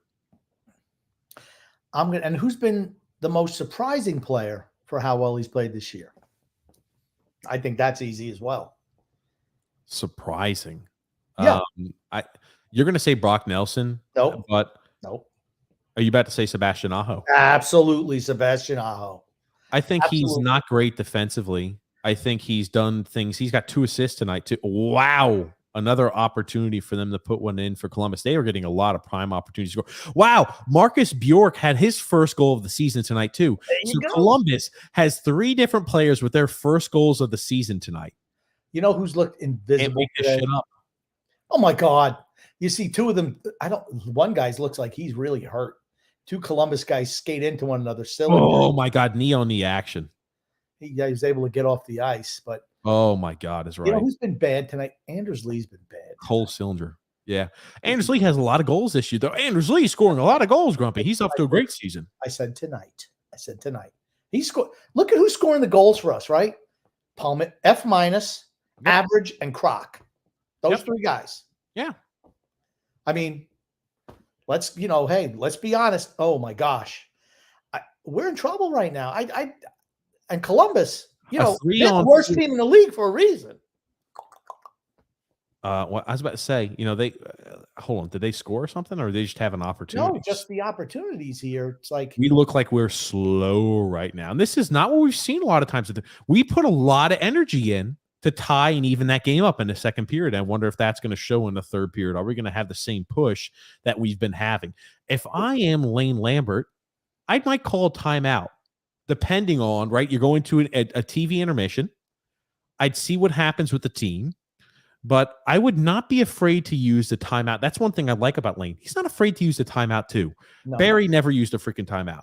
Use a timeout maybe about with 5 minutes remaining. Right now there's about 8 minutes remaining in the third period. Use a timeout with 4 or 5 minutes left.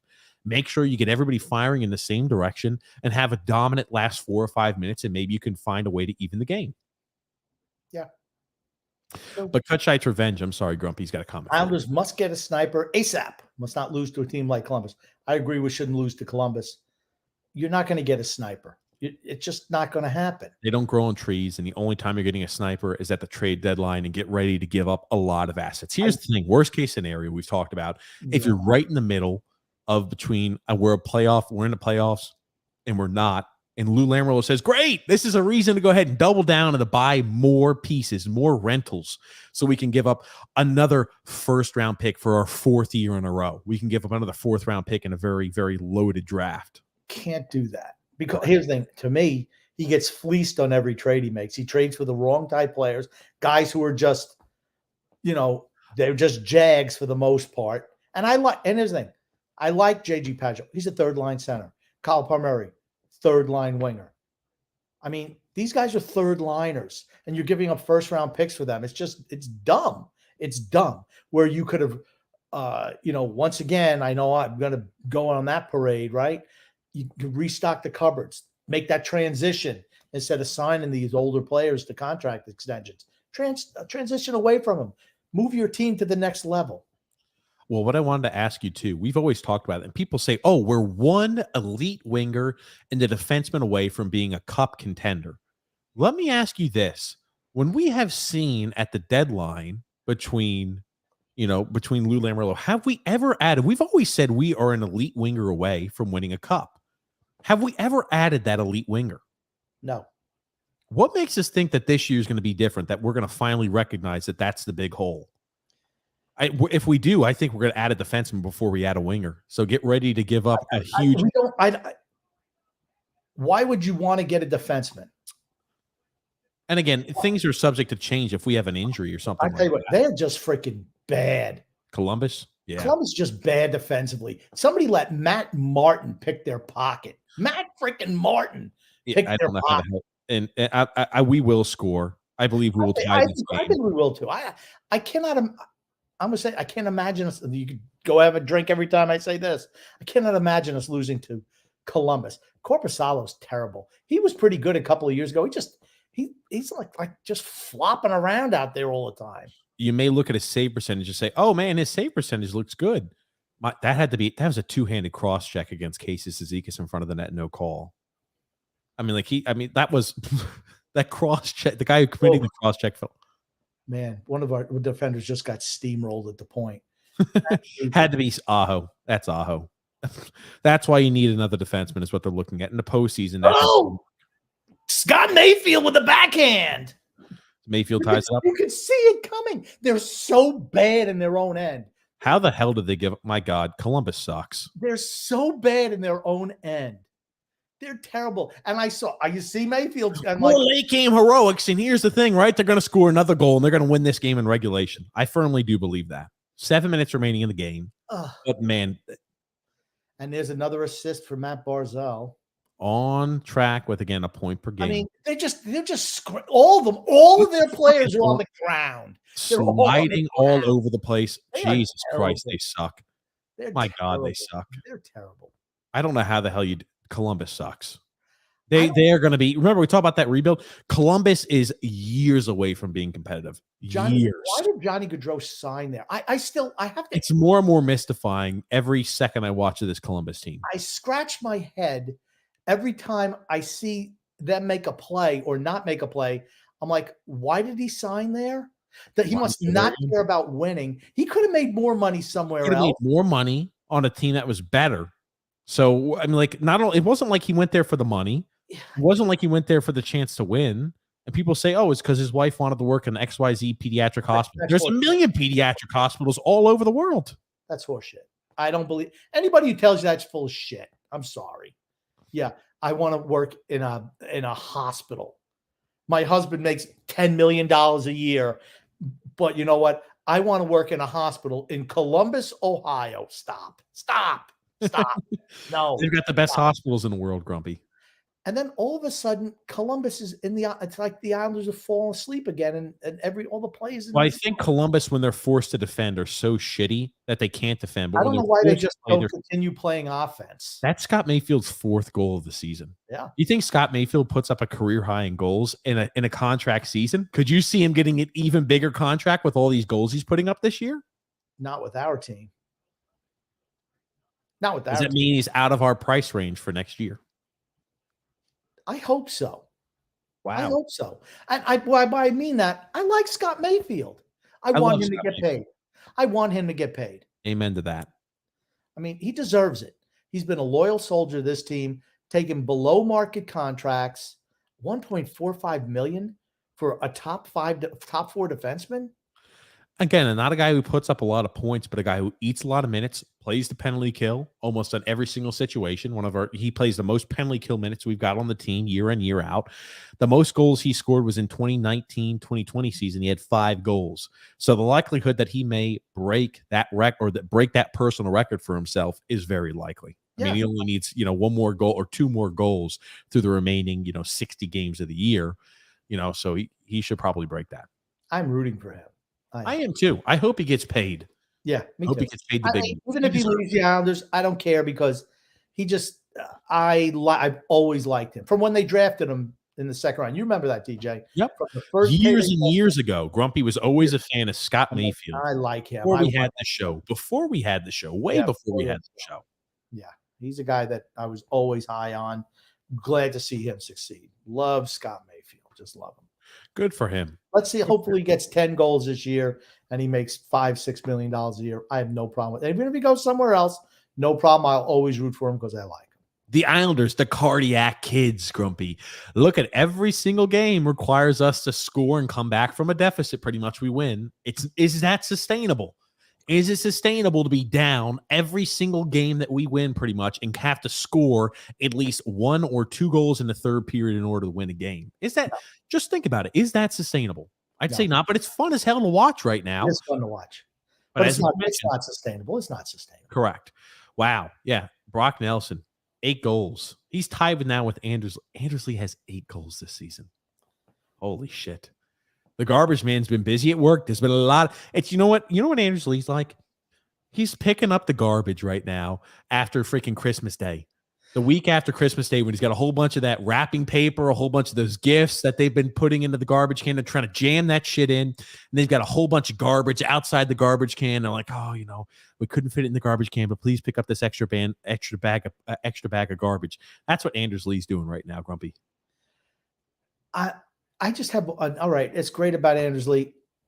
Did Robin Salo kick Lane Lambert's dog? Must have, because he's in Bridgeport. And I didn't think he looked poor. I thought he looked good in the few games we saw him, but he said, nope, Sebastian Aho is our guy. I mean, he didn't look so bad that he should never play again bad. Correct.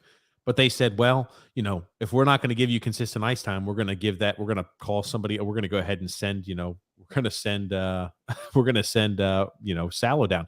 But remember, Salo, right? We had to free up a space to make sure that Salo could clear through waivers. Remember that, right? This game is not clear through waivers, but we had to free up. This game is not going to overtime. Korpisalo, I don't know. It looks like he's in the damn ice capades out there. He's all over the ice doing pirouettes. I'm like, what the hell are you doing? Their team defensively is awful. This may be one of the worst defensive teams we see. My God, huge hit by Casey. The fourth line has showed energy this year. They're throwing body checks, which in years past they have not done.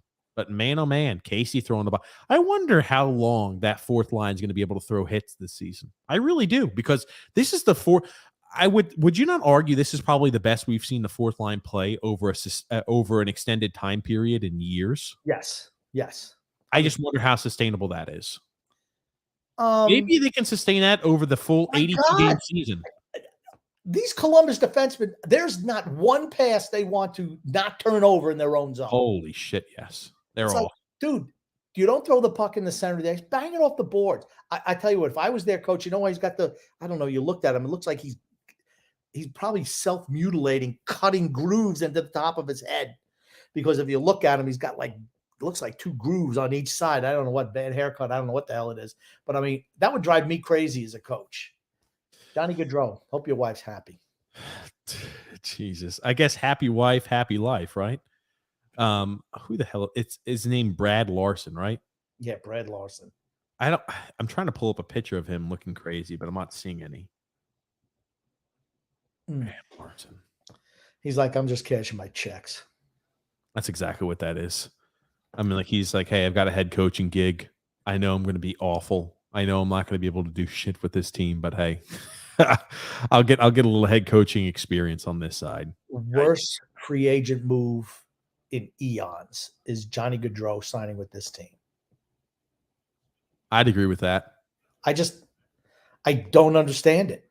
I mean, he could have got more money from Calgary. Did he really hate Calgary that much where he turned down $2.5 million a year more? People say the higher taxes in Calgary. Well, yeah, not $2.5 million on not like 20% higher taxes in Calgary. But is this what you're talking about? That little stripe in his head, Grumpy? I think that's they're just like grooves. He's got them on both sides, like grooves he's got on his head. I don't know what the hell it is. Wow. Columbus is pinned in their own zone. Again, I think we might win this game in regulation. Absolutely. But you remember last year, people bitched and moaned, well, the Islanders are a team that, see, like that right there, you got an opportunity to go to play. Was it? No, it's not a trick. No, I'm not talking about that. I'm talking about next goal wins, though. I will say that. You think so with 3 minutes remaining? Unless Columbus scores it. Oh, man.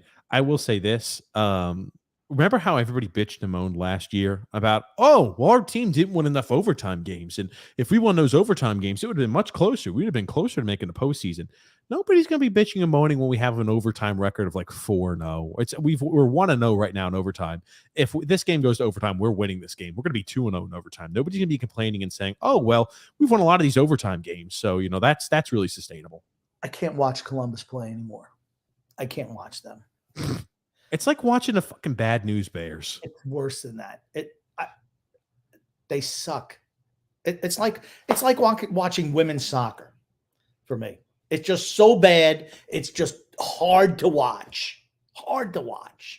Or it's like watching an NC. Remember, like in the NC, the way I compare it, not to women's sports, but the way I compare it is like watching NCAA tournament basketball when both teams have gone cold and they're chucking threes back to back and they just clank, clank, clank, and they just miss shot after shot after shot. There have been no field goals scored in the last 6 minutes of play, and you're in a game where it's like late into the second half and it's like 26-28. Yeah, I'm sticking with women's soccer. Okay. I'm sticking with that analogy. Anyway, when you've seen something good and you watch something substandard, it's hard to watch. I can't watch American soccer. I can't watch soccer. Yeah, it's substandard compared to the European league. Just it's hard to watch. Scott L's got a comment for you, Grumpy.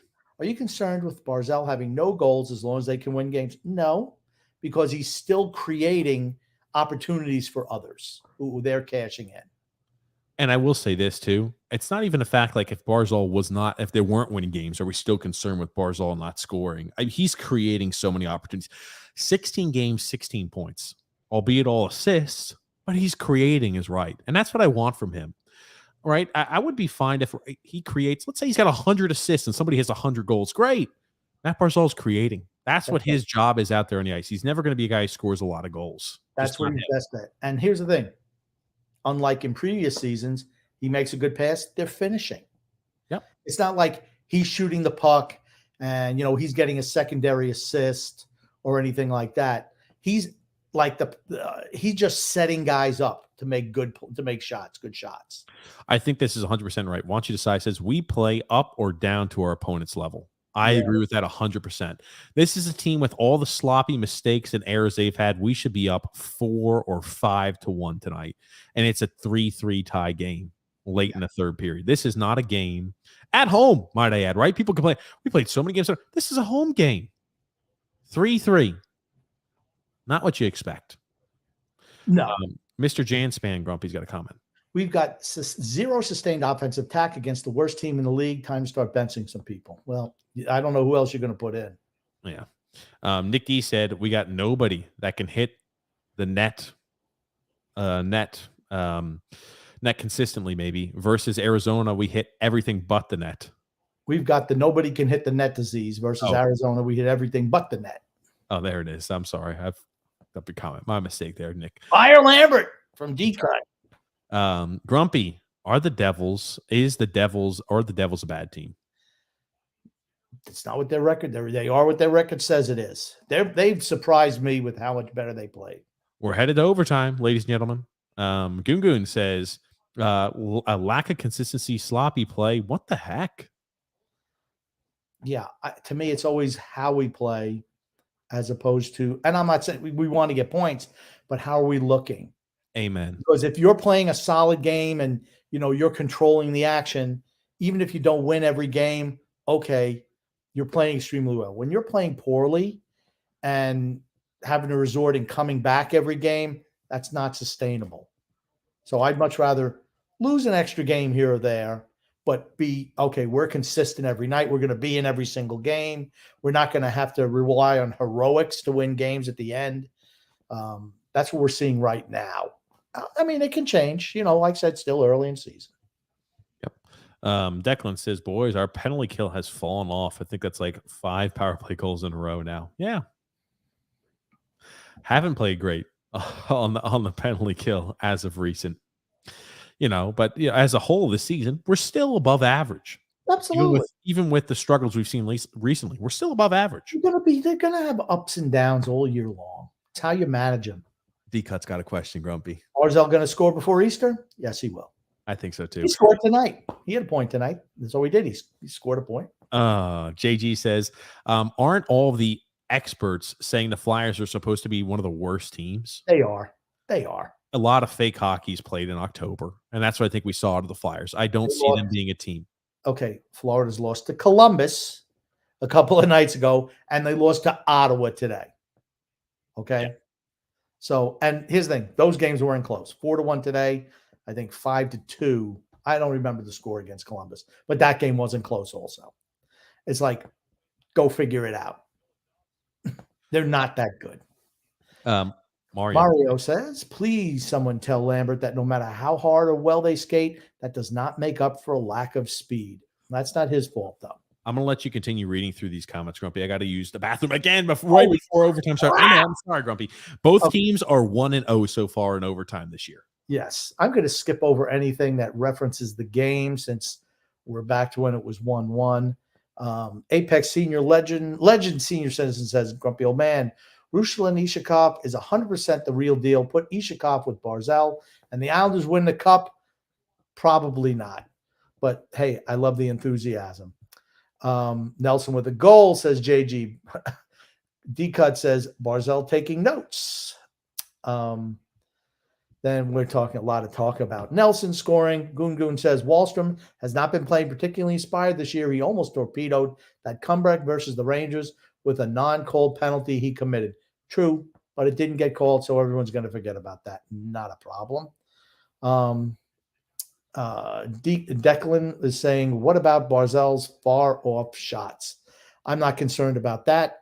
And the Islanders score in overtime to win the game. Zach Parise on a 2-on-1 break. We knew there was no way they were losing to Columbus, that hard defensive team.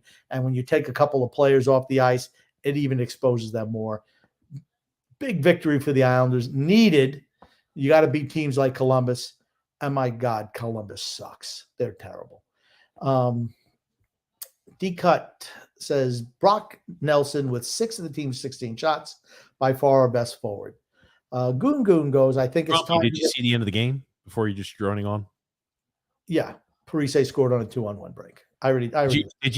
Did you happen to see the lineup that Columbus put out there in overtime? I did not.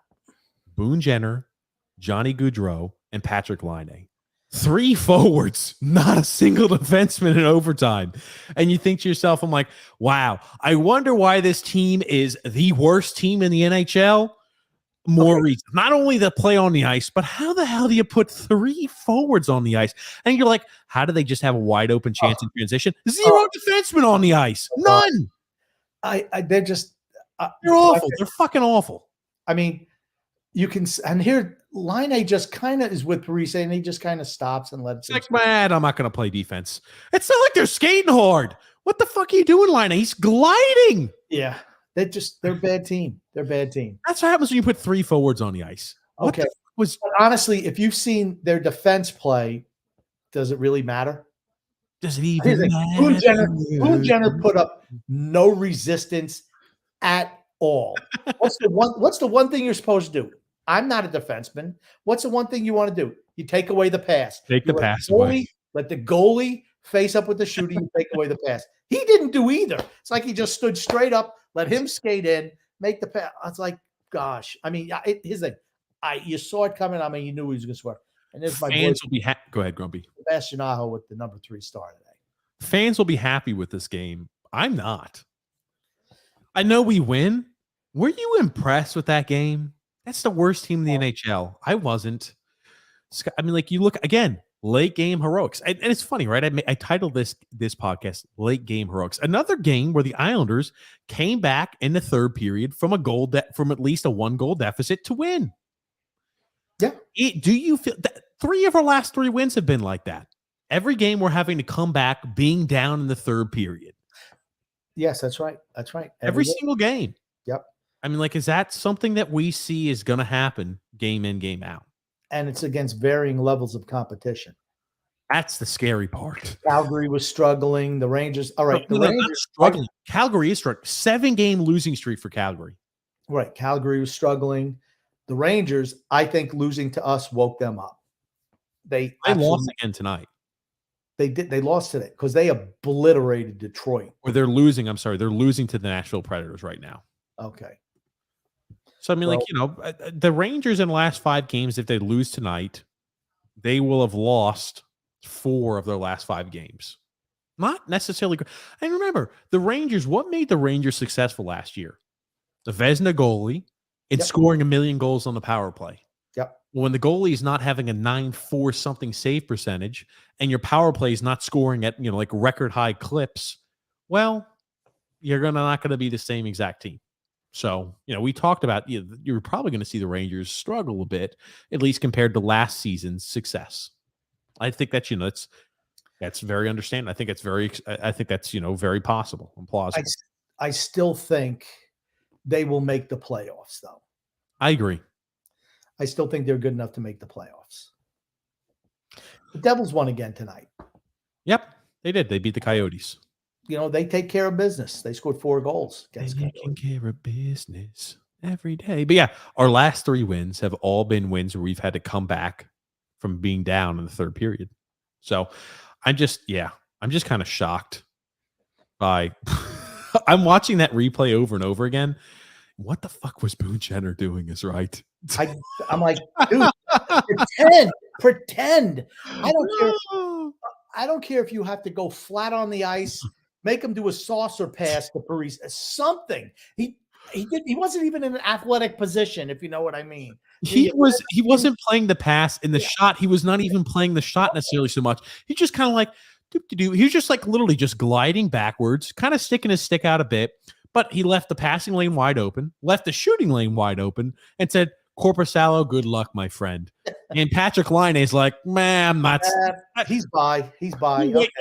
Parise, he's not putting that one in. We'll get a 2-on-1 break going the other way. 3 forwards in overtime. You just can't help stupid. Where was Johnny Gaudreau? He was on the phone to his wife. Hey, honey, how's your shift going? Mine's stuck down here in Long Island. Oh, that's great. That's great, man. I'm sorry. We'll get back to some comments. Did you happen to mention about Brock Nelson? What comment did you get to, Grumpy? I apologize. You can go with Goon Goon at 848. Okay. I think it's time to give Mr. Lee credit for looking much better this year. Notice I didn't refer to him as average Anders. Okay. No. He's been good at standing in front of the net, tipping pucks in, chipping in rebounds. That's what he's excellent at that. That is his strength. The rest of his game has not been great. Today he was freaking invisible. Because if he's not knocking pucks in the net, he's not doing anything. He's not doing anything. Today was one of those days. We got the win. Our team now is 10-6 on the season. Well above average. I think we've benefited from quite a few things. I think our schedule, right? We mentioned our schedule. This is a time period where we need to clean up on points because our schedule is very much so in our advantage. We played the worst team in the NHL today, the Ottawa Senators. Second worst. We play them on Monday. That's an early game, by the way, 5:30 Eastern Standard Time. Uh-oh, watch out. I can see it. I can smell an excuse if we lose. Oh, God. But, I mean, Ottawa's not a good team. We play the Nashville Predators. The Predators are not a good team. Nope. We play them after. Then we play the Dallas Stars. We're going to be at that game. The Dallas Stars on November the 19th. Grumpy and I are going to be in Dallas. We're going to be at that game. So we'll be there. And the Dallas Stars, they're off to an okay start this year. The Maple Leafs, you've got the Oilers, you've got the Blue Jackets and the Flyers in back-to-back games. The Predators again, the Blackhawks, and the miserable Blues. These are some games we are supposed to beat. We got to come away. We should be winning like 60% of the points on the table, if not 70% of the points on the table of this street. 70% of the points. Yeah. Hold on. Phil said he's going to be at the game here in Toronto, and he needs to know what you want him to wear, Grumpy, when he's watching that Toronto game. You should wear, of course, your Islanders Never Say Die merchandise. You should wear some Islanders Never Say Die merchandise. Oh man. He said, he needs to know what he wants you to wear. Oh yeah, you'll have to be waving, Phil. I want you. Maybe he can wear his little white dress shirt with a T-shirt underneath with a pocket protector. No, he doesn't wear the pocket protector on the show, Grumpy. Oh, no. But yes, Nikki said, don't forget to smash that like button, people. You know what? I bet you Mrs. Fax is not going to that game. No, I think he's bringing all the kids there too, Grumpy. He's bringing all the gals, the ladies, the young ladies. Islanders third. He should wear a raincoat because they're going to be spilling shit all over him, Cokes and mustard from the hot dogs or whatever. Third on the penalty kill this season, even with us giving up power play goals, pretty much on a night in, night out basis now, still third. Oh, Grumpy said she is not coming. It's just going to be Phil's Facts. Told you. Grumpy's right. Yeah, I know. She's doing all the work at home, and Phil's out gallivanting with the Toronto Maple Leaf fans. He's going with Leafs fans. Oh, God. There it is. Phil behind enemy lines. Alexander says, it wouldn't surprise me if he wears a Maple Leafs jersey. Oh, that's right. Well, it just depends on what the Maple Leafs are doing at that time, because that's true. Phil's kind of flippy floppy on some of the things he says. So maybe he's a closeted, Leafs fan. Obviously, that's joking aside. Alexander Grumpy. Hey guys, how are you both doing? All is well, much better than the other night, guys. Very true. Absolutely, Grumpy. As I tell you, with the French fries. Wally has been awful. I was a big advocate for him in the past, but now Barry's gone, and there's no excuse. If we could package him for a legit top-line winger, I'm 100% for it. Wow. Gosh, I don't want to give up on a 21-year-old. Just wow. How quick the tides turn. Very true. How quick public opinion turns. He was off to a good start at the beginning of the season. Yeah, that's right. Wally's fantastic. All aboard the Wally train. And then he struggles a little bit. No, I want to get rid of him. Get rid of him. Bye-bye. Bye-bye, Wally. The island. It's almost like I've heard that about the $10 million man, the future $10 million man, Noah Dobson. It's like I heard similar things, Grumpy. And the future $10 million man, Noah Dobson. Man, oh man. I just can't wait. I can't wait till he signs that $10 million a year contract. And every single one of you guys who doubted me, every single one, from Phil's Facts to Grumpy, every single one of you, I can't wait. I just can't wait till he signs that big lucrative contract. He's not going to get a $10 million a year. A future $10 million man, Noah Dobson. Not happening. Absolutely it is. Okay. Absolutely it is.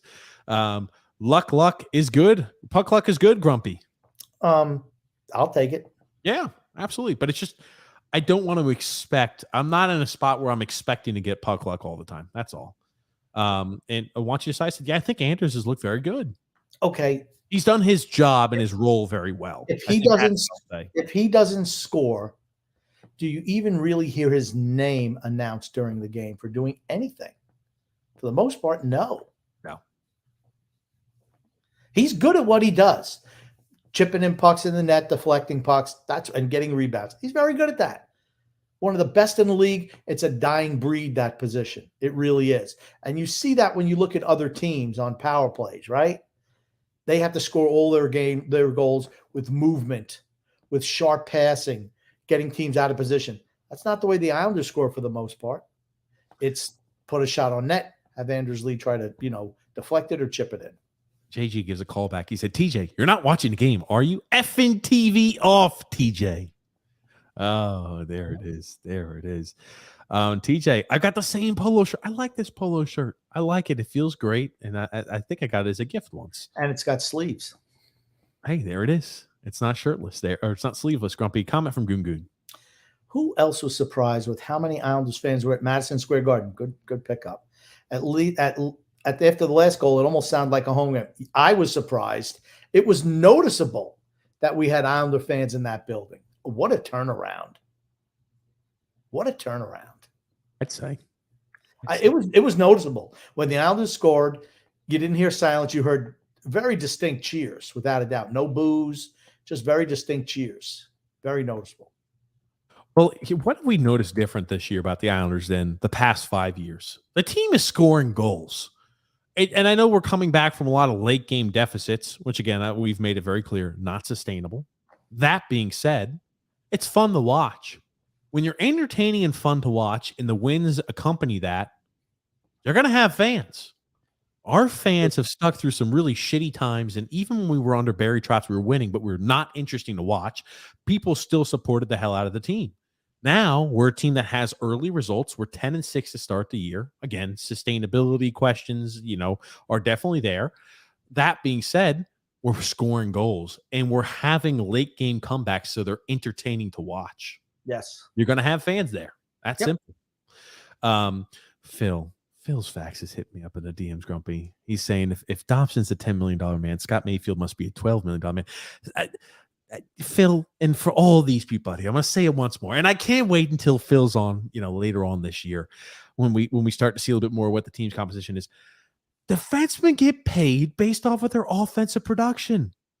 If you look at all these defensemen who get paid, it's all based off the points they put in. Scott Mayfield has never put up more than 20 points in a season. Noah Dobson, again, is off to a season where he's on pace to average over 50 points again. 4 goals, 6 assists, 10 points, 16 games into the season. On track to hit another 50, 60-point season.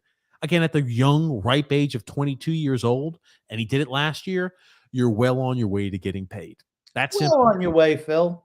Well on your way. When you're putting up 50, 60 points a year, you're going to be the $10 million man, Phil. It's that simple. And everybody out there who doubts Noah Dobson, the future $10 million man. I can't wait till he signs that $10 million contract. He's not getting paid more than Matt Barzal. I guarantee he will. Mark it now. With how much the cap increases, mark it down now. Noah Dobson will be getting, I've said it a million times, Noah Dobson will be getting at or very close to $10 million a year. Here's the thing. Even if he's getting paid $9.5 million a year, I'm counting it as a W in my win column. I'm just letting you guys know that now. I still think he's getting paid $10 million a year. 9.5, I'm still going to mark that down as a win. And I'm still going to mark that as a win in my column, Grumpy. It's tough to mark that as a win when you've been steadfast saying that he's going to make He's the future $10 million man. Here's the thing. Even if he's a $9.5 million man, I was way before. People are like, maybe $8 million tops. Well, if he's at $10 million, that's a good problem to have. No, it's just stupid not being smart with managing your finances and future cap obligations. That's all that is. Just what if he's $8 million a year? He's going to be more than $8 million. He's going to be the future $10 million. If he gets paid $8 million a year, I'll find some excuse to find a way to where I can try to make myself right. Okay, that's fine. That's all that matters. Yep, I can do that. D-Cut says Romanov is not good. Yeah, I'm just not happy with his defensive play, his defensive positioning. Good at blocking shots, good physical presence. I don't think he's been great defensively. Mm. The Islanders are lame in the second period, and that was a bad goal that Korpisalo gave up. Yeah, the team's Columbus is bad. Alexander says, but I'll be wearing my Barzal jersey Saturday night. Hopefully, I'll meet you guys. And great to keep up the great work. Yeah, absolutely. Hey, we'll be there. Message us, Alexander. We'll do something. We'll be there. I know we'll be headed back on Sunday. But we'll be there, we'll be traveling in Friday evening and, we'll be there Saturday and we'll be leaving early-ish Sunday. So wait, what? What? All right. We'll talk about it after. You think we're staying in Dallas for a week or something? No. Okay. We'll talk later, Grumpy. You and I will talk later, but we'll be there at the Dallas Stars game. That's for certain. Yes. D-Cut says Villiers stinks. The only line he drives is the unemployment line soon. Oh, D-Cut. Wow. JG says, don't worry, everyone. The Islanders are headed to the penalty kill. Oh, there it is. And the Islanders better pick it up soon. They'll be losing this effing game. We said it before. There was no doubt in my mind they were going to win this game. The Columbus sucks. Bayou for Bo. Bo for Bo. For Bo Horvat. Joseph C. Grumpy's got a comment for you.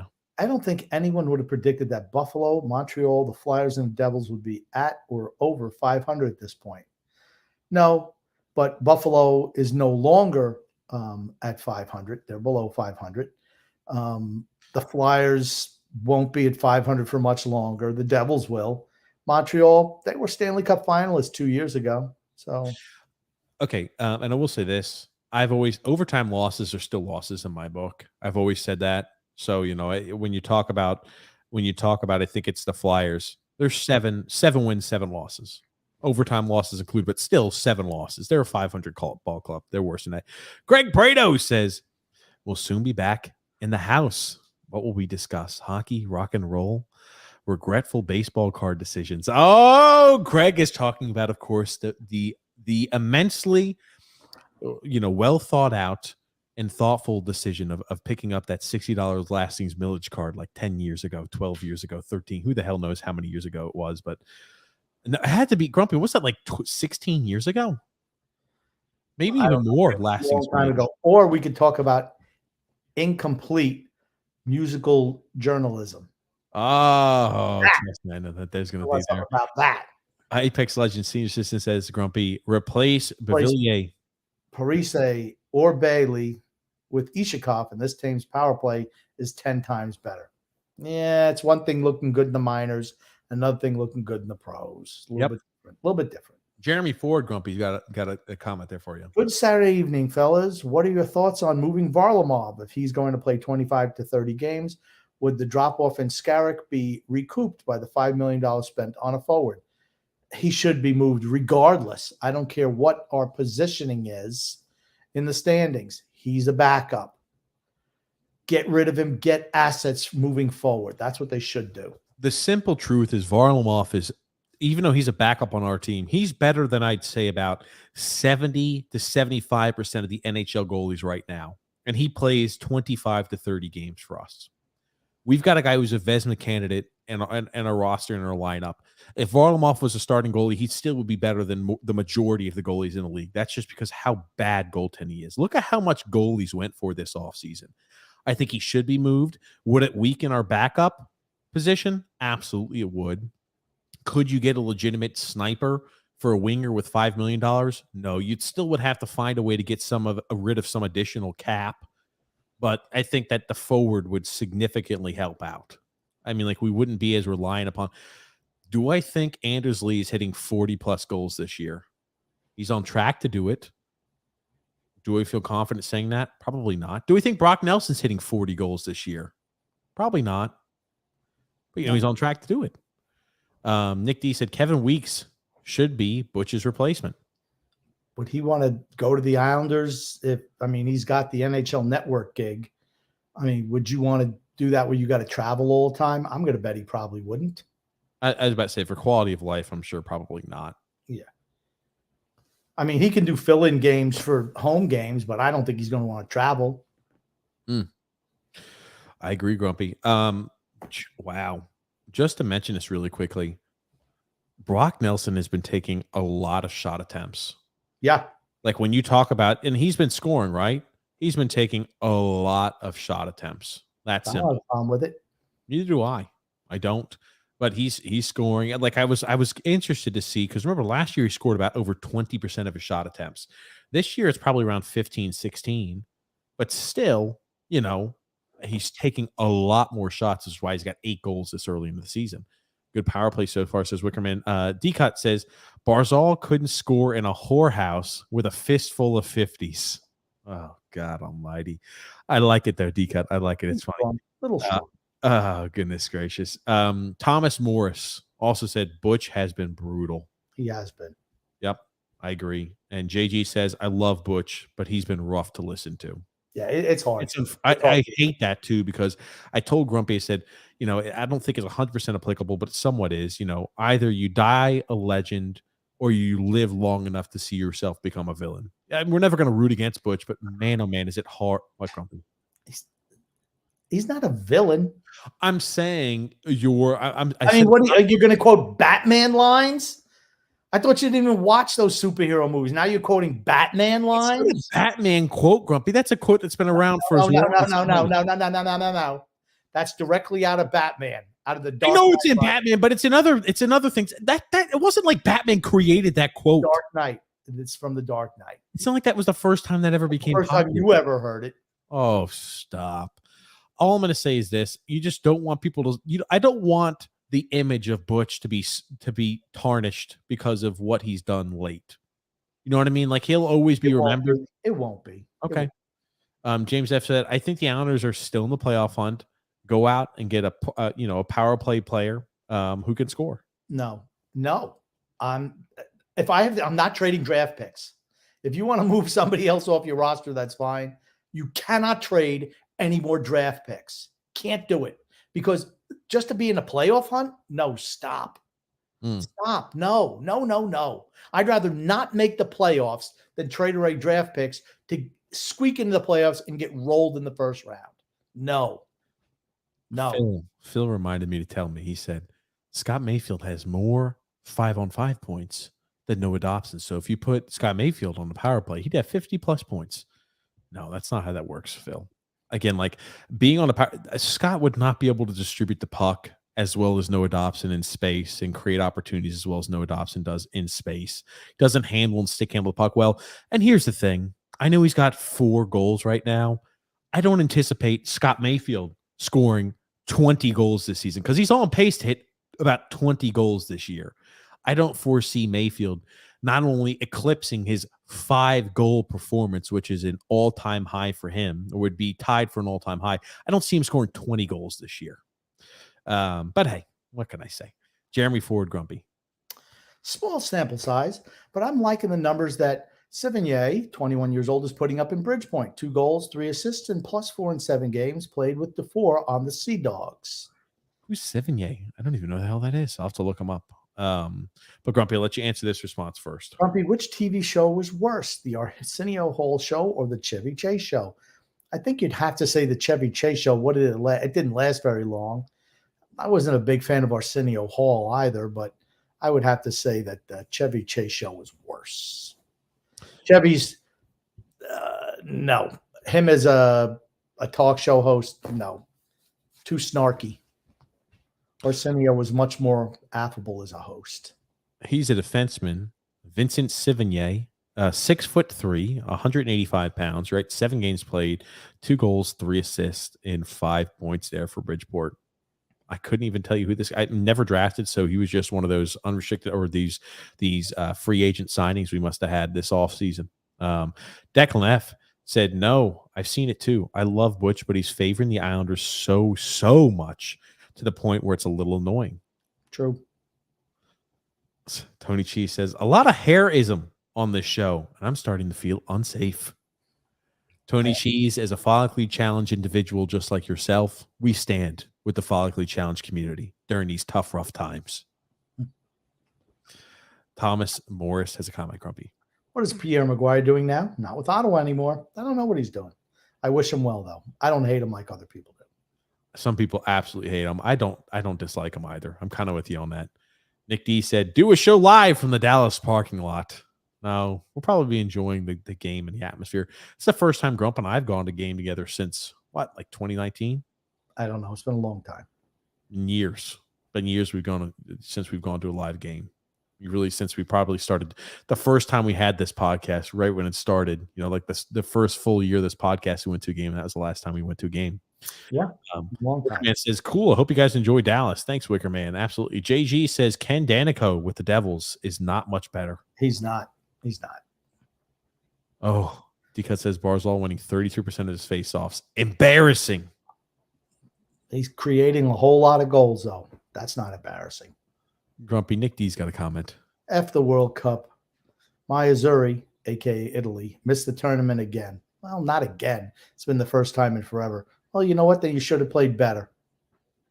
Best teams go. From Europe, anyway. They got too many of these shit teams. They call it the World Cup. You're inviting teams that blow. I don't care. I don't want the best teams in there. I don't care if I don't have a team from the Pacific Rim or the useless United States team or anybody from CONCACAF or from Africa. All those teams suck. Give me all the best teams in the world. That's what I want. You want a World Cup tournament? Best teams in the tournament. Period. Yep. I agree. Declan F said the Islanders play so well, went ahead. They need to find a way to do much better in the first period. Good luck, Lane Lambert. I'm sure he thinks he echoes your sentiments. What's up, Frank? How are you? Happy weekend. Absolutely. It's the weekend. And happy Veterans Day for those of you who served yesterday. Yes. Absolutely. Happy Veterans Day on Friday. We forgot to mention that. Nick M says, can you see Lou finally making a trade to help this team? St. Louis is going to be a fire sale soon. Who's worth trading for in St. Louis? Vladimir Tarasenko on an expiring contract. That would be, 31. you ask me who, I'd say that would be the only one that I think would fit. Yeah, that's a no. I'm a hard no on that. That's a no for me, dog.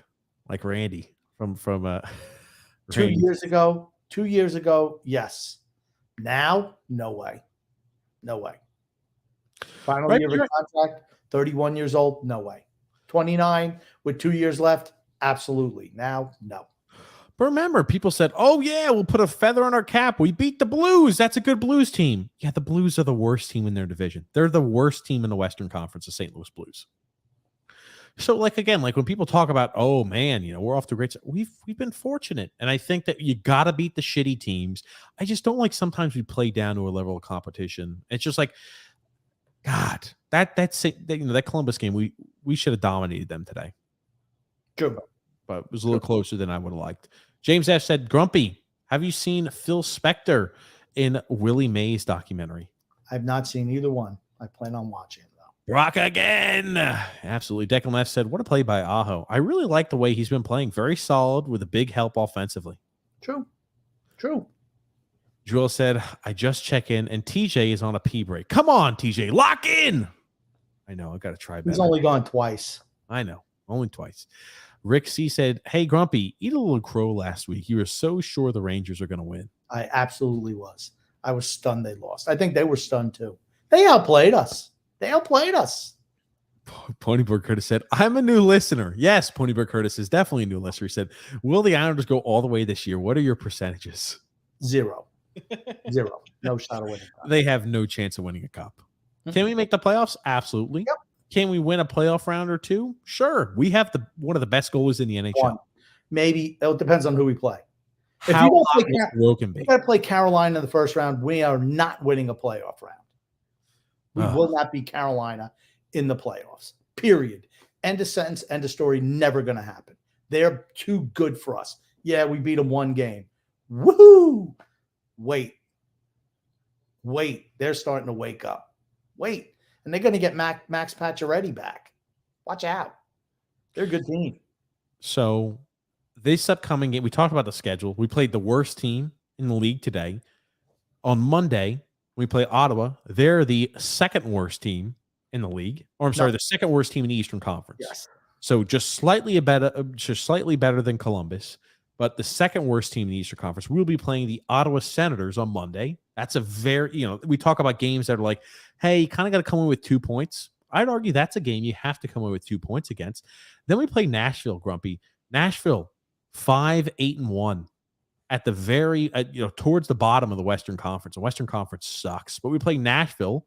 Then we play the Dallas Stars. And Dallas Stars are off to an okay start this year. They're off to a good start. Yep. They're 8-5-1. I mean, so you got 2 really bad teams and 2 good teams, right? We talk about the Stars are, they're an okay team. They're off to a good start. And Toronto, even though they're about a 500 hockey club right now, I think they're still a very good team. The next 4 games, Ottawa, the Predators, the Stars, and the Maple Leafs. What are you expecting outcome-wise, Grumpy? Okay, so let's do it one by one, and I'll just count them on my fingers what we should win. Ottawa, that's a win. I'll pull it up here for you on screen because I know that helps. Grumpy. Okay, Predators, I'll say that's a win. I think both those teams have to be wins. They're both, we play down to our competition, but those are 2 teams that are not great teams. They're not playing good hockey right now. I say we'll lose to Dallas, lose to the Maple Leafs. And then 2-2 is what you expect. 2-2. Yeah, for the next 4 games. I figure 2-2. Okay. The Oilers are playing okay. The Blue Jackets, then the Flyers twice. Then the Predators again in Chicago. Like, we look at this schedule and then the Blues. Look at this schedule we have in the upcoming games. Games that are really winnable. There's Senators, 1, 2. Predators, Yep. 2. I mean, Columbus, easily winnable. 3, 4, Flyers, 5. and then Predators 6. again. There should be 7 Blackhawks, and then the Blues. Yeah, 8 games against really shitty competition. And our schedule gets much tougher. 8 games against some really shitty competition. Then we play the Devils, who are really hot. We play the Hurricanes, who are really good. We play Boston, who's really good. Arizona. Coyotes, they're pretty good. Vegas, Knights, really good. Avalanche, really good. Rangers, off to an okay start this year. The Panthers, a good team, but off to an okay start this year. The Penguins, a bad start this year. Blue Jackets. I don't understand why playing that shitty team so many times. Kraken is playing well, but they're not a good team. Canucks suck. I'm just saying, over the next stretch of games, over the next like 17, 16 games, we play some really bad competition. We should come away with about 65 to 70% of the points in those games. Absolutely. Absolutely. Anything less is disappointing, in my opinion. We should be a team that's, come Thanksgiving time, right? And even come early December, we should be strongly, entrenched into a top 3 spot. Because if not, when we play tougher teams, I don't expect us to pick up all those points. That's all. Right. Andrew L said, TJ, go to the bathroom 5 more times and we'll score again. Oh. They were scoring every time I went to the bathroom. Gungun says, TJ, where the heck did you get that collared Islanders shirt?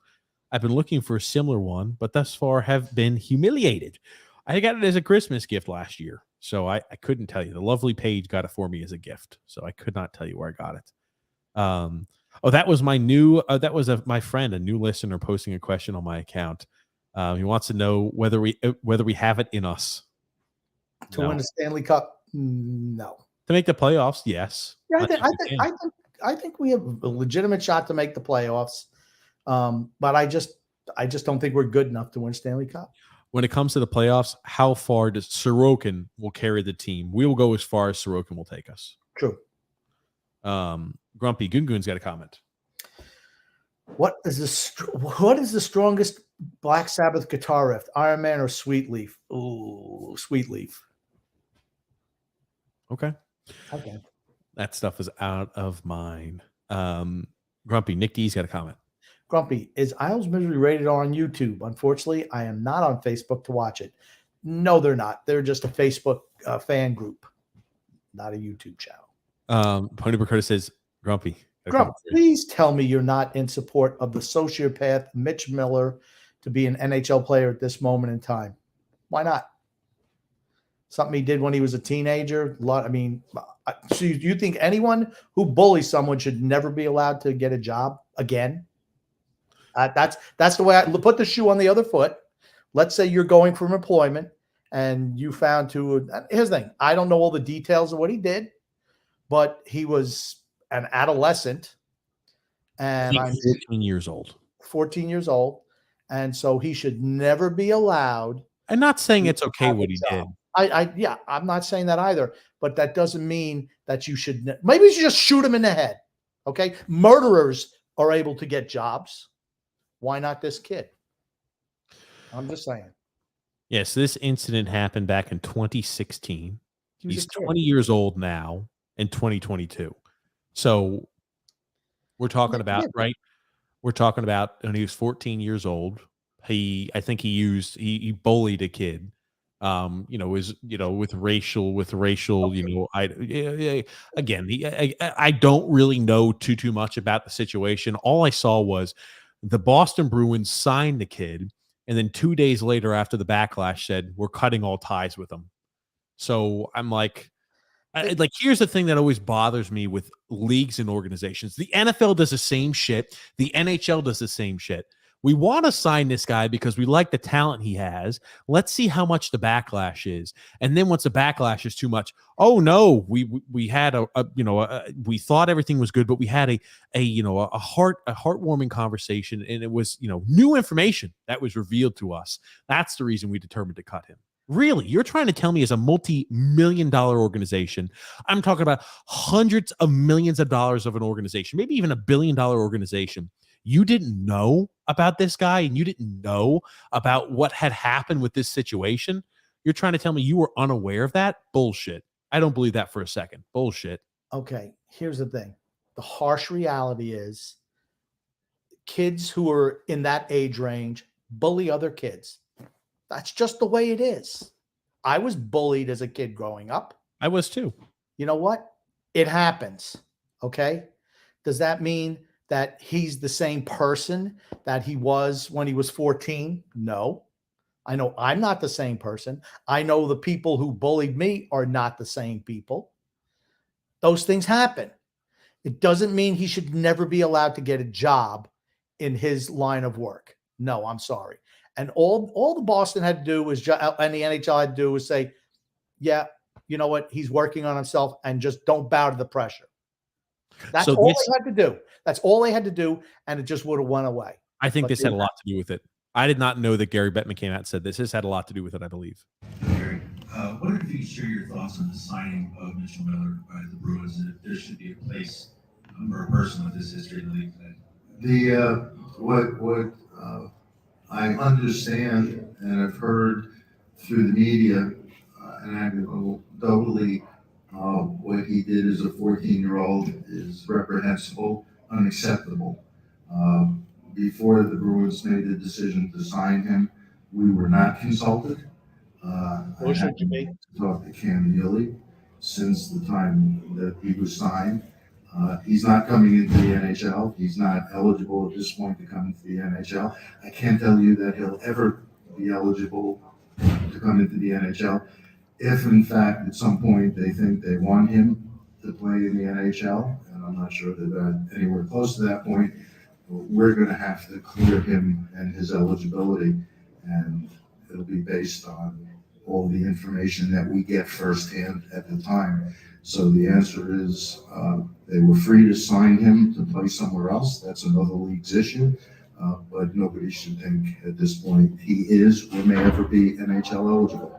Okay. When I hear that, this is the same guy who let motherfuckers who beat women play in the league. Who, as adults, beat people, who beat their significant other, who literally beat their. Yeah, okay, you're going to play because you're good enough. He's spineless. Piece of shit. He's spineless. He's a gutless, spineless bastard, Bettman. That's what he is. Again, we can't. You know what? It should be like that in anything in life. You commit something that is inappropriate or reprehensible, as he called it. He bullied somebody. He bullied a kid. That shit happens all the time. Should those people let's just cut their heads off? But let me tell you something. Be careful.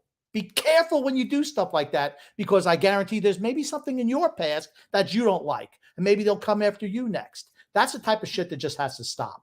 Just stop it. I just look at. I've always have an issue when it's like, and again, like for him to say something like that, I think the best way to say it is, right, he was 14. We don't support those actions. He admitted he doesn't even know the circumstances. But he's not able. That's what I say. This is the NHL is a multi-billion-dollar organization. You're trying to tell me they don't know everything that happened? He's talking shit and saying we're denying you an opportunity to play in our league while admitting he doesn't know the facts.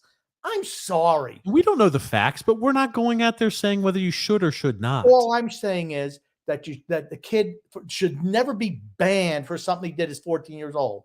We don't know if he'll ever be eligible to play. Yeah. So you're trying to tell me there's no personal growth, and possibly there's no personal growth. You got Evander Kane. You got Evander Kane, but you kissed his ass to get him back in the league after all the shit he did, right? Admitted gambling against his team. What? The shit that he did to his wife, we let him back in the league, right? Yeah, remember like I said, that's what I say. The accusations that he physically assaulted his wife, gambled against the team that he played on, but that guy was able to be reinstated back like This, and who the hell was the guy who went, the Russian defenseman who I'm thinking of? That was the name is, he played for the Kings a long time ago, back when they were winning their cups, and now he's back in the, who the hell is that guy? I cannot I remember. know who you're talking about. I know there's, you're there's talking so about. many of these situations where like, oh, we're not going to allow him, and then 2 or 3 years pass. Okay, he keeps it clean. Voinov. Yeah, Voinov, Slava Voinov beats his wife. Man, come up. Well, what can you back in? It's been long enough. People forgot about that. Come on back in. We'll invite you back in. You With look open at arms. all these sports are just so full of shit. They don't care about anything. What's the outrage? Tyreek Hill brutalizing his wife and child, brutalizing them. Well, you know what? He's a big player, though. We're not going. Well, Didn't miss time. Didn't miss a freaking game. No, his wife dropped the charges. Why? She knew that the green was going away, Yeah. and they let him play. The only reason they suspended Ray Rice because he was finished. That's the only reason. We didn't know about the video. We can't go down this. Yeah, I was about to say, this is another show. But Ponywear Curtis, open up the freaking Pandora's box. Open up Pandora's box. Amari Production says, Grumpy says the Devils in such a negative way. Yeah, they're playing really well this year. Hey, let's give the Devil his due. Ha ha! Give the Devil his due, right? They're playing really, really well. And they also passed the eyeball test too. Yeah, they look great out there on the ice. They're dominating. Well. They're playing extremely well, and they're producing. I can't say anything bad about them. Rob G said, glad to see the Rangers are losing. Everyone is, unless you're Rangers. Ponywear Curtis said, the problem is he's done literally nothing to rectify the situation or to provide prolific evidence that he has changed his approach. Okay, and this is the last, because I don't want to get down this. Okay. Hold on, I'll speak to it. I don't want to get down this rabbit hole. I'm not sure we're never going to be privy as to what he's done has changed. We're never going to know him as a person. I have no idea. He still could be a piece of shit. Maybe he's changed. I have no idea. We're not going to have any idea of this because none of us are going to know this guy, Mitchell Miller, whatever the hell his name. Nobody's going to know him as a person. And like what he did, I remember because I read about it, he served 25 hours of community service and wrote a little letter. Does he feel contrite? Did he change the person? Maybe, maybe not. I have no idea, and we never will have an idea. So I'm really tough to say on that. But it's do I support what he did? No, I don't even all we know is vague things of what he did. I'm sure what he did was not good. You read stories of these guys, this guy Clay Webb, who was a top tier prospect. He was a center prospect for Georgia. He masturbated into a Gatorade bottle and convinced a kid who had who was mentally slow to drink the Gatorade on the team. Didn't serve any suspension. He did it when he was in high school. Oh, guys will be guys, boys will be boys. People do this shit all the time, and it's awful what they do. That never made any freaking headlines or news. Masturbated into a Gatorade bottle and said, hey, drink up, buddy, and convinced a kid to drink that shit. That is awful. It's freaking awful what these kids do to other children. It is. People bully kids and bully people who are not. It's just, I can't get down that hole. It's everything they do. Kids do awful shit to other kids. They do. I was bullied as a kid. Everybody's been bullied as a kid. It's awful. They absolutely do. And you know what? Like I said, who is to say if he's contrite or not? What should he do? Throw himself on the mercy of the social media court? That doesn't work because they always want an extra pound of flesh. I don't know. Is he still bullying people? I don't know. If he's not, he should be given a second chance. He did whatever the punishment was. He served it. You should move on. All I'm saying is, for something that you did so many years ago, okay, well, if you can speak on it, I can speak on it. I wasn't talking about this case. I moved it to something else and was ready to move on, and you're bringing it back. Here's the thing. For something, you should not be punished for the rest of your life for something you did as an adolescent. I'm just going to say that right now. Okay. There's a reason why when you go into a court of law, you're charged as an adolescent, not an adult. You can kill somebody as an adolescent and get a slap on the wrist as opposed to an adult because you're an adolescent. Sometimes 10 years in prison to kill somebody as a young adolescent like that, but it's still same murder. Murder is murder. We're done with that though. I can't, that's not the type of show we are. We don't talk about that shit. And I try to bring that shit in because we're a lighthearted Islander-based show. And again, I apologize if we got too preachy on shit like that, but whatever, we were answering a question. Freedom Fun and Adventure says, we all love Butchie, but like I said on the last episode, these are all the symptoms of brain decline from injuries.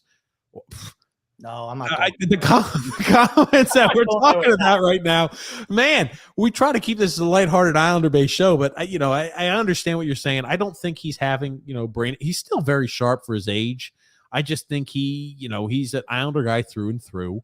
And, the older you get, the harder it is to mask your true emotions and feelings on certain things. I believe you can't put on a facade as long. And I'm not saying that Butchie put on a facade, but to play that neutral party is maybe a little tougher for him. Yeah, it has nothing to do with brain injuries. No. He said it anyway. Jeremy Ford said 8 goals, 9 assists, and +4 for Nelson. What's your take on Nelson? To earn his keep for me, he needs to do this April and May. His play in Lee's 2 has taken the heat off of Barzal and Wallstrom. Brocktober is extended. Maybe you just call it Brovember this year. He was not good in October this year, but he's been good in November. So just call it Brovember. Shooters Puck Hockey says Devils about to be 12-3 and winning 9 in a row. It's insane. Drew S said, I wonder who TJ was rooting for last Saturday. The team he always talks about were the Islanders. He was rooting for Detroit, I bet you. To be honest, we were at a wedding, so I didn't get to watch enough of the game. But, I was not rooting for Detroit, contrary to popular belief, ladies and gentlemen. I'm an Islander fan through and through, but I've always said, watch out for those Detroit Red Wings. I've said it for a while. Goodness gracious, I tell you, says, this game has been disappointing. We're playing a shitty team who, with their injuries, could barely be considered. I didn't even know Columbus had injuries. Yeah, they only had like 3 defensemen who were NHLers on the team today. Really? It looked it too. Okay, I was wondering why they looked so shitty. I just thought because they were the worst team in the league. I didn't know they had injuries. Yeah, but they're shitty anyway. Michael Watts says, I wanted to comment on Lee's weight. He's every bit of 235, one of the heaviest in the league. Quadzilla, Michael Watts. He is no 235. He's 225. I'm telling you, 225 on a heavy day. If he just ate a big meal and he just went to the Golden Corral, 225, Anders Lee, I'm calling it. Boom, I'm calling it. You cannot convince me that he's 235. No way. Maybe I got to stand next to him, show you what. No way he's 235. Gungun says, Pony Curtis. Have the Sox Sochas been better behaved lately? Oh God, for the Sochas, for the Pony Curtis. Jeremy Ford said, would you have been tempted to try Aho up at forward and put in Salo? No. That never works. Will Barzal score before TJ goes completely? Oh, wow. Damn, D-Cut. That's a low blow, D-Cut, but I appreciate it. No, yes, he will score before I go completely bald. I don't know about that. Ooh, I guess maybe not. Will he score before December? That's the big question. I based off the way this hairline recedes, I think he will score before December. Jeremy Ford said, Bridgeport going to overtime again with Hershey. Let's grab the win tonight, boys. Absolutely. Islanders 91 says, what do you think of Lane Lambert so far? I think I have a few points. I'll let you respond first. I think he's been fine. I have no problems with him. I think the team is behind him, which is big.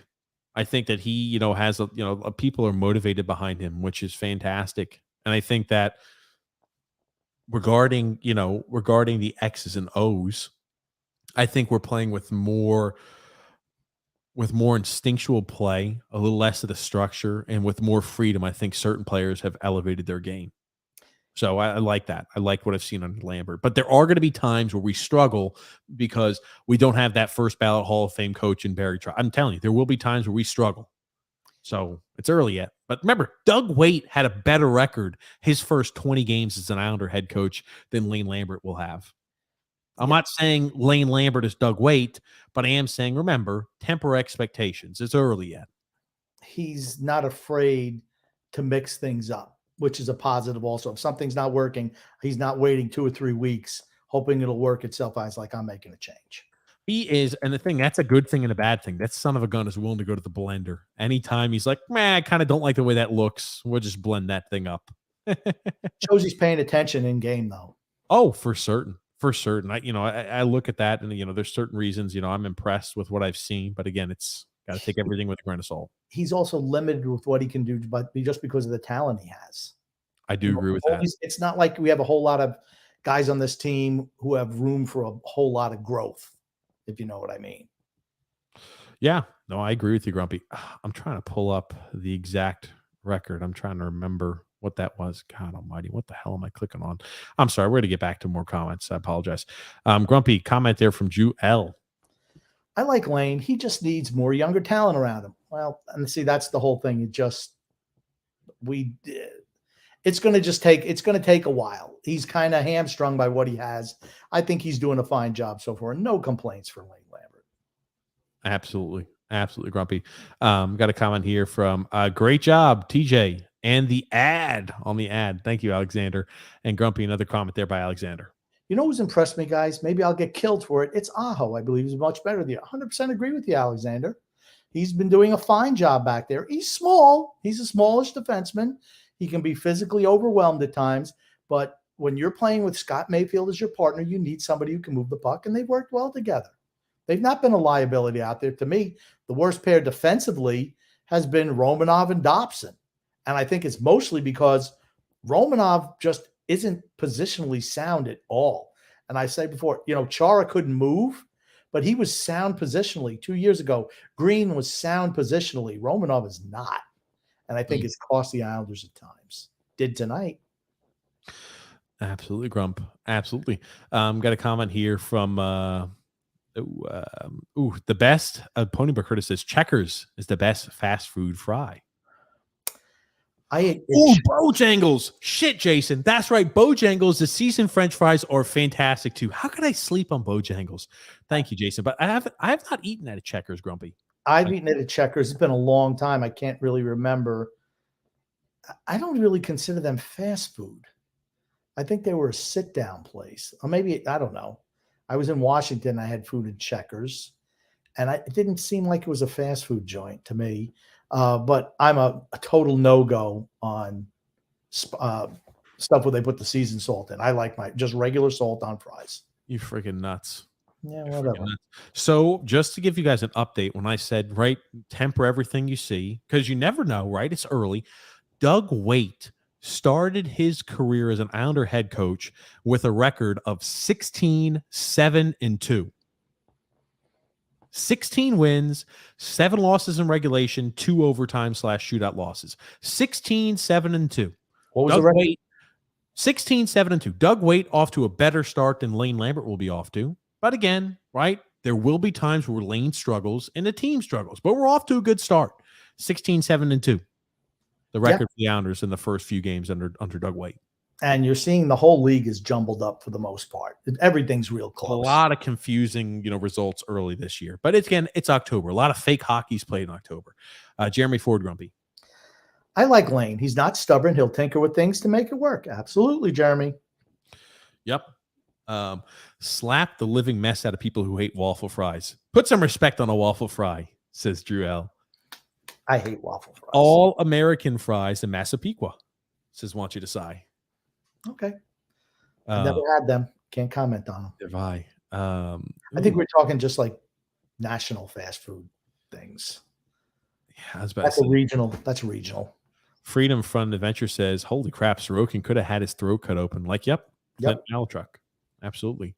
Tony Shee says, our goalie almost got Colombian necktied. But let's get back to the French fries. I was going to say, man, those French fries are something else. I love Chick-fil-A fries, says Andrew L. Well, damn, I must be in the minority, I guess. Tony Shee says, 2 people like them. I'm going to say no. You're not in the minority. Here's the thing: if people didn't like them, people wouldn't buy them. So I would figure, right? They do well. Okay, what are you going to do? Go somewhere else? I wouldn't get the meal. I would just get the Chick-fil-A sandwich. Well, if I didn't like the fries, then they wouldn't sell those fries. Well, some people eat them. That's what I'm saying. There must be enough people who like those fries where it makes sense for them to keep selling them. Maybe. Tony Cheese. I'm just saying, if I have 2 buildings and I was desperate for fries, I'd get the sandwich there and I'd get the fries somewhere else. Grumpy, Tony Cheese has got a comment for you. I eat freedom fries like all Americans watching a real American sport like hockey. Oh, We're not yeah. going to argue that it's a Canadian sport, but we understand we appreciate your enthusiasm for the American fries. JG says Chick-fil-A also has the best chicken nuggets. Absolutely. Oh, I love this. Triel says number 15, Burger King foot lettuce. Oh, it's a meme online. But yes, I like that one. Back-to-back overtime losses for Bridgeport. That's a tough one. Nick That's D. right. Grumpy's got a comment for you. I disagree, Grumpy. Islanders would play West Coast teams twice. Should play the West Coast teams twice a year. I would hate to see the Islanders come to Vancouver once every 2 years. Yeah, but you want to play the teams that you're going up for to make a playoff spot.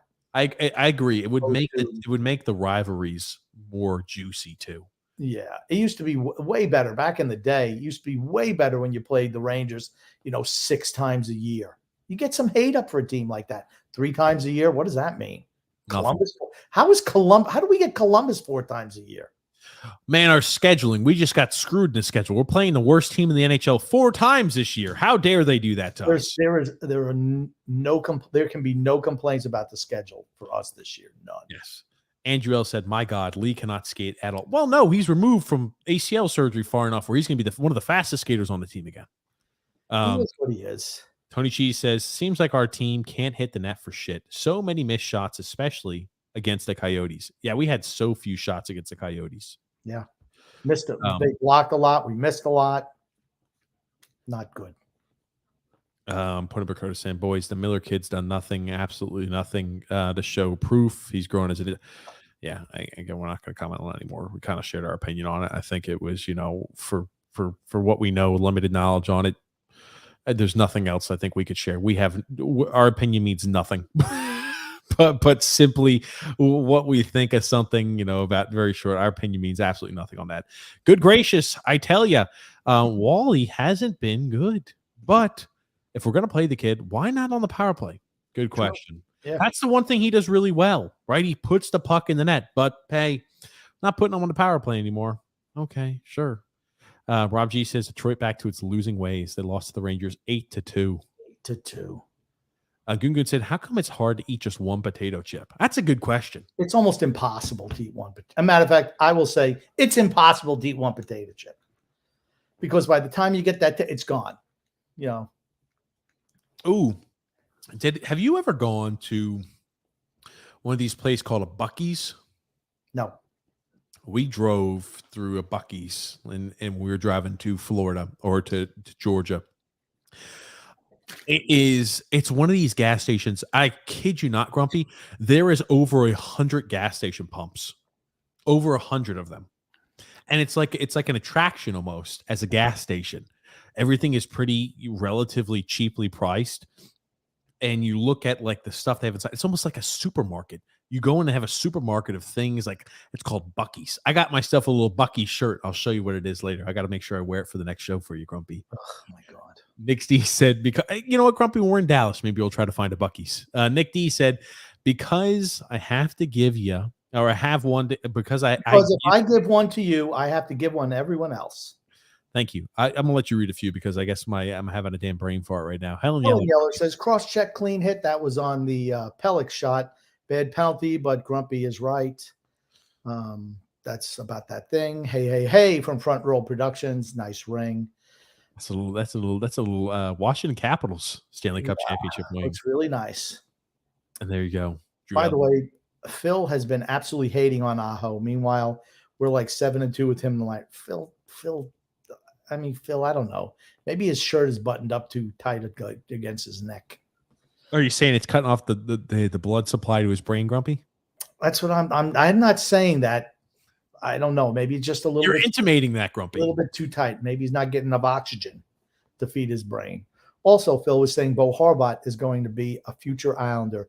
I don't see how that works. I don't think they're looking to move him.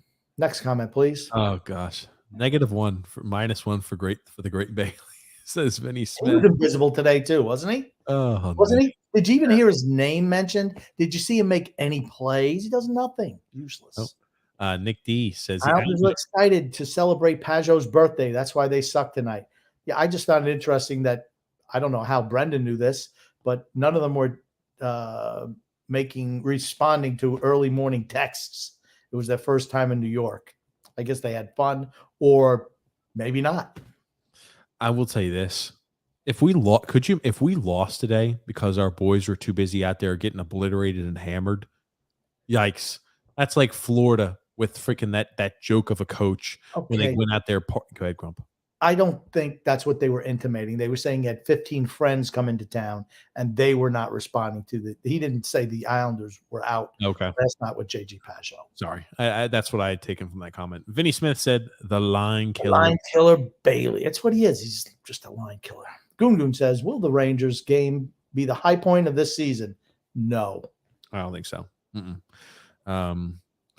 Great. I got to hear Alexander says, great. I got to hear from my uncle about Barzal. You know what? Just point him to how many points he has. Just point him at that. No, he's averaging a point a game, Unc. Helen Yeller, Grumpy. Let's go, boys. Have some hope. We have hope that we're a playoff caliber team.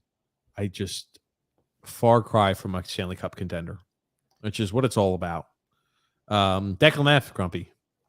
I'm convinced Scott Mayfield is the most talented shooter. That was a nice backhand, though. He does score some pretty goals. Now that you mention that shit, you look at those wristers, he puts top shelf over Vasilevsky in big moments. Backhanders freaking top shelf. What the hell? The only time that he drives me crazy when he thinks he's Bobby Orr out there. He's not. I mean, he can shoot that puck sometimes, but no. Please know your role. Vinny Smith said, took Bailey off of line one. They score. Yeah, he sucks. Who is that, Grumpy? Who is that we see? Sal Portelli. Good evening, Grump and TJ. Welcome back. I'm liking the surprise podcast. Sal Portelli. He's got himself a fantastic Matty and the Jag shirt on. You can find that in the Islanders Never Say Die merchandise store on Etsy. Sal Portelli. We love it. He looks super fantastic in his Matty and the Jag shirt. This shirt right here alone increases, you know how China, they've got the social credit score. This increases his social credit score 500,000 points with his Matty and the Jag shirt. So the corporate overlords are happy, Sal P, with that shirt you're wearing. Aho is not better than Salo, says Frank. Maybe he is right now. Sal P said the reason Gaudreau chose Columbus over us because he didn't like dealing with Lou Lamoriello and all of his old school team rules. If that's the case, Lamoriello should have already been fired. If players don't want to go there because of the general manager, time to move on from the players win games. GMs don't win shit. Gungun says Domino's or Pizza Hut. Oh shit, I haven't had any dinner tonight, man. I could go for some Okay, well, I'll let you respond first, Grumpy. Pizza Hut pan pizza is better than Domino's. Domino's, if they put the right amount of the garlic sauce on the crust. When they don't put the garlic sauce on the crust, all it is some dry, crusty, ugh. What are you doing that face for, Grump? So Pizza Hut then, right? Domino's. Okay. Greg Frost says, I would keep Mayfield and dump Pulak. Mayfield's on an expiring deal. Pulak, they're not going to move Pulak over Mayfield. That's not happening. Okay. Oh, yeah. Frank says he's playing good, but Salah was playing better. And they started to force Aho in. Then we cut Bellows to bring Salah back up and then send him back down to Bridgeport. What the fuck? Brilliant, Luke. That's right. Remember, that's why we had to go ahead and get rid. We had to waive Bellows was because we had to free up that spot to move Salah back on the roster to then send him back down there to Bridgeport. Yeah. I mean, it didn't make any sense to me at the time. It still doesn't make any sense to me. Now, this is, I'm going to be honest with you. Brandon Gaines is going to be speaking pig Latin to us on this one, Grumpy.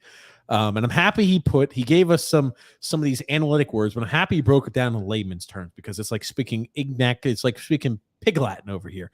TG, you're dead wrong here. The system is brutal here. All Islander defensemen have a high danger scoring chance for percentage below 50.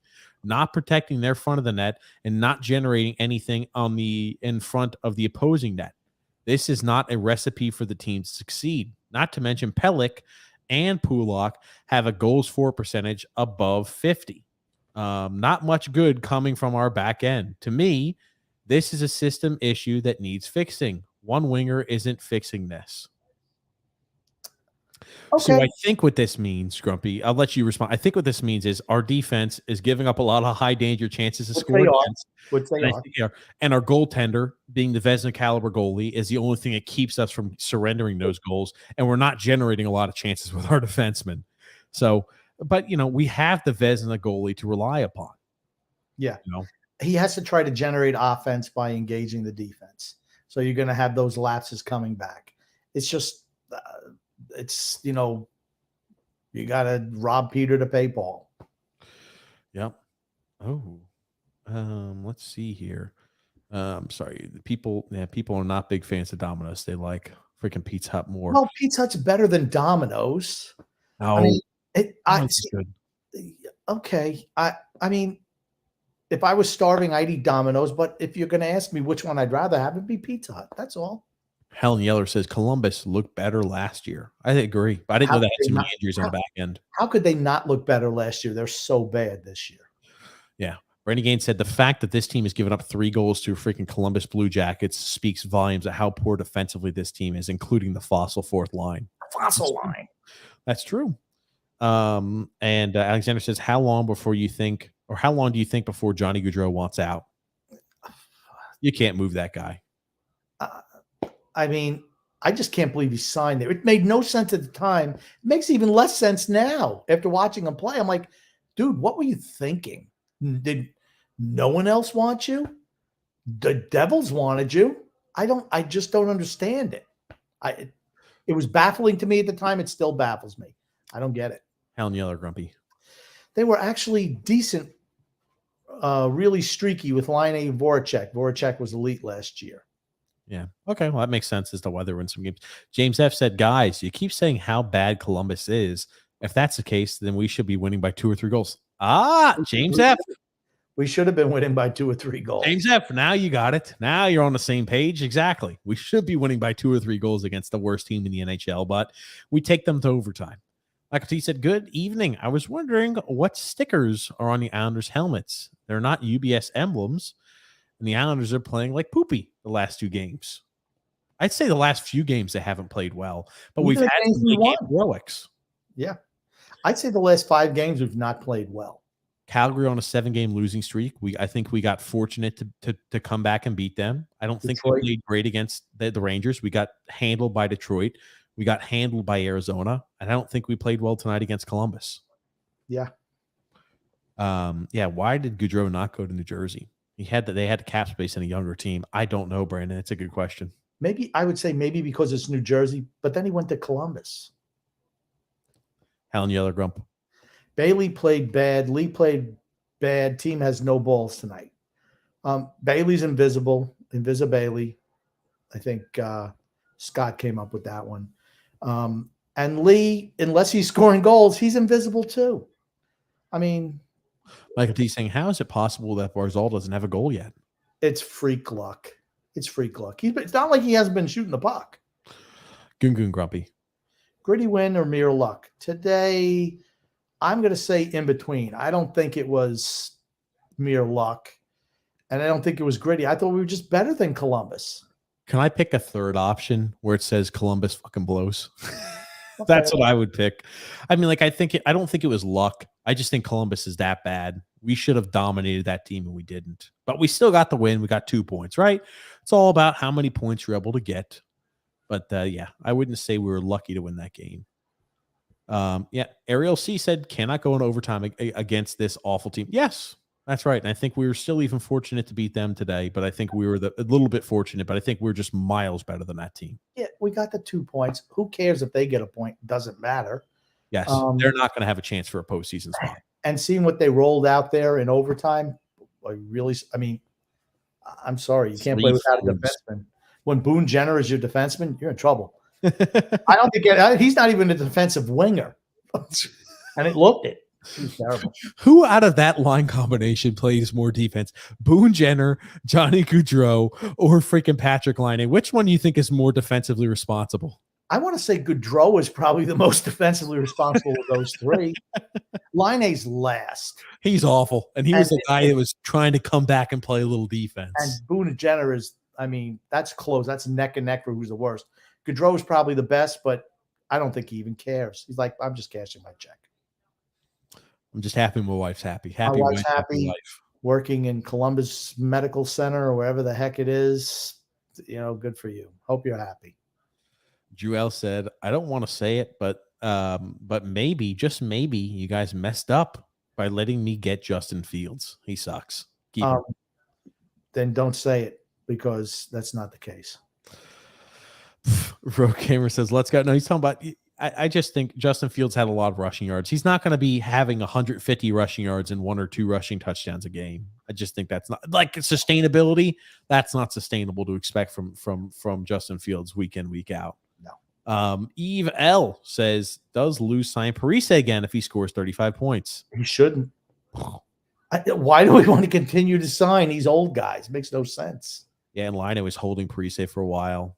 There was a delayed penalty. Yep, absolutely, he was holding him. And why did he drag his ass down? If you're going to get that penalty, why do you give it up? You let him go at the end. Like, if you're gonna hook him, hook him. Rogue Gamer says, we won fruitcakes. Good to see that he was short at the bench in the third period. Vinny Smith. That's another thing too. Yes. Wayne Lambert is not afraid to double shift Matt Barzal, which is something that Barry Trotz would never do. Never do. Ever. Michael T, I'll let you read that, Grumpy. Look at this bastard. Hey, Matty Barzy. Ooh, I want to know, will you score a goal? Has Bailey scored a goal this year? He has. Bailey's got more goals than Barzal. Let me tell you something about Bailey, though. He blows. Where is he on a team scoring? Oh, he's way down there. Ponyboy Curtis Grumpy has a comment. Ponyboy's comment is, I worked at a beer distributor in East Meadow off Hempstead Turnpike by the jail and the hospital the summer, the year they swept Pittsburgh in the first round and lost to Tampa in the second round, I think. Okay. That's what you're saying, where you worked there to be a distributor there, Grumpy. Gungun says, playing up to the level of competition / down to the level of competition. Are we playing up or down? We usually play up to our level. We did against Carolina. We did. And the first Ranger game we did. Colorado, not so much. They went to sleep. They got a 3-0 lead. They took their foot off the gas. They beat us, and we beat them. The Rangers and Calgary both outplayed us the first 2 periods. I'm going to say Calgary only having 4 defensemen. They only had 4 defensemen. That hurt them in the third period. And the Rangers, I think they were just stunned.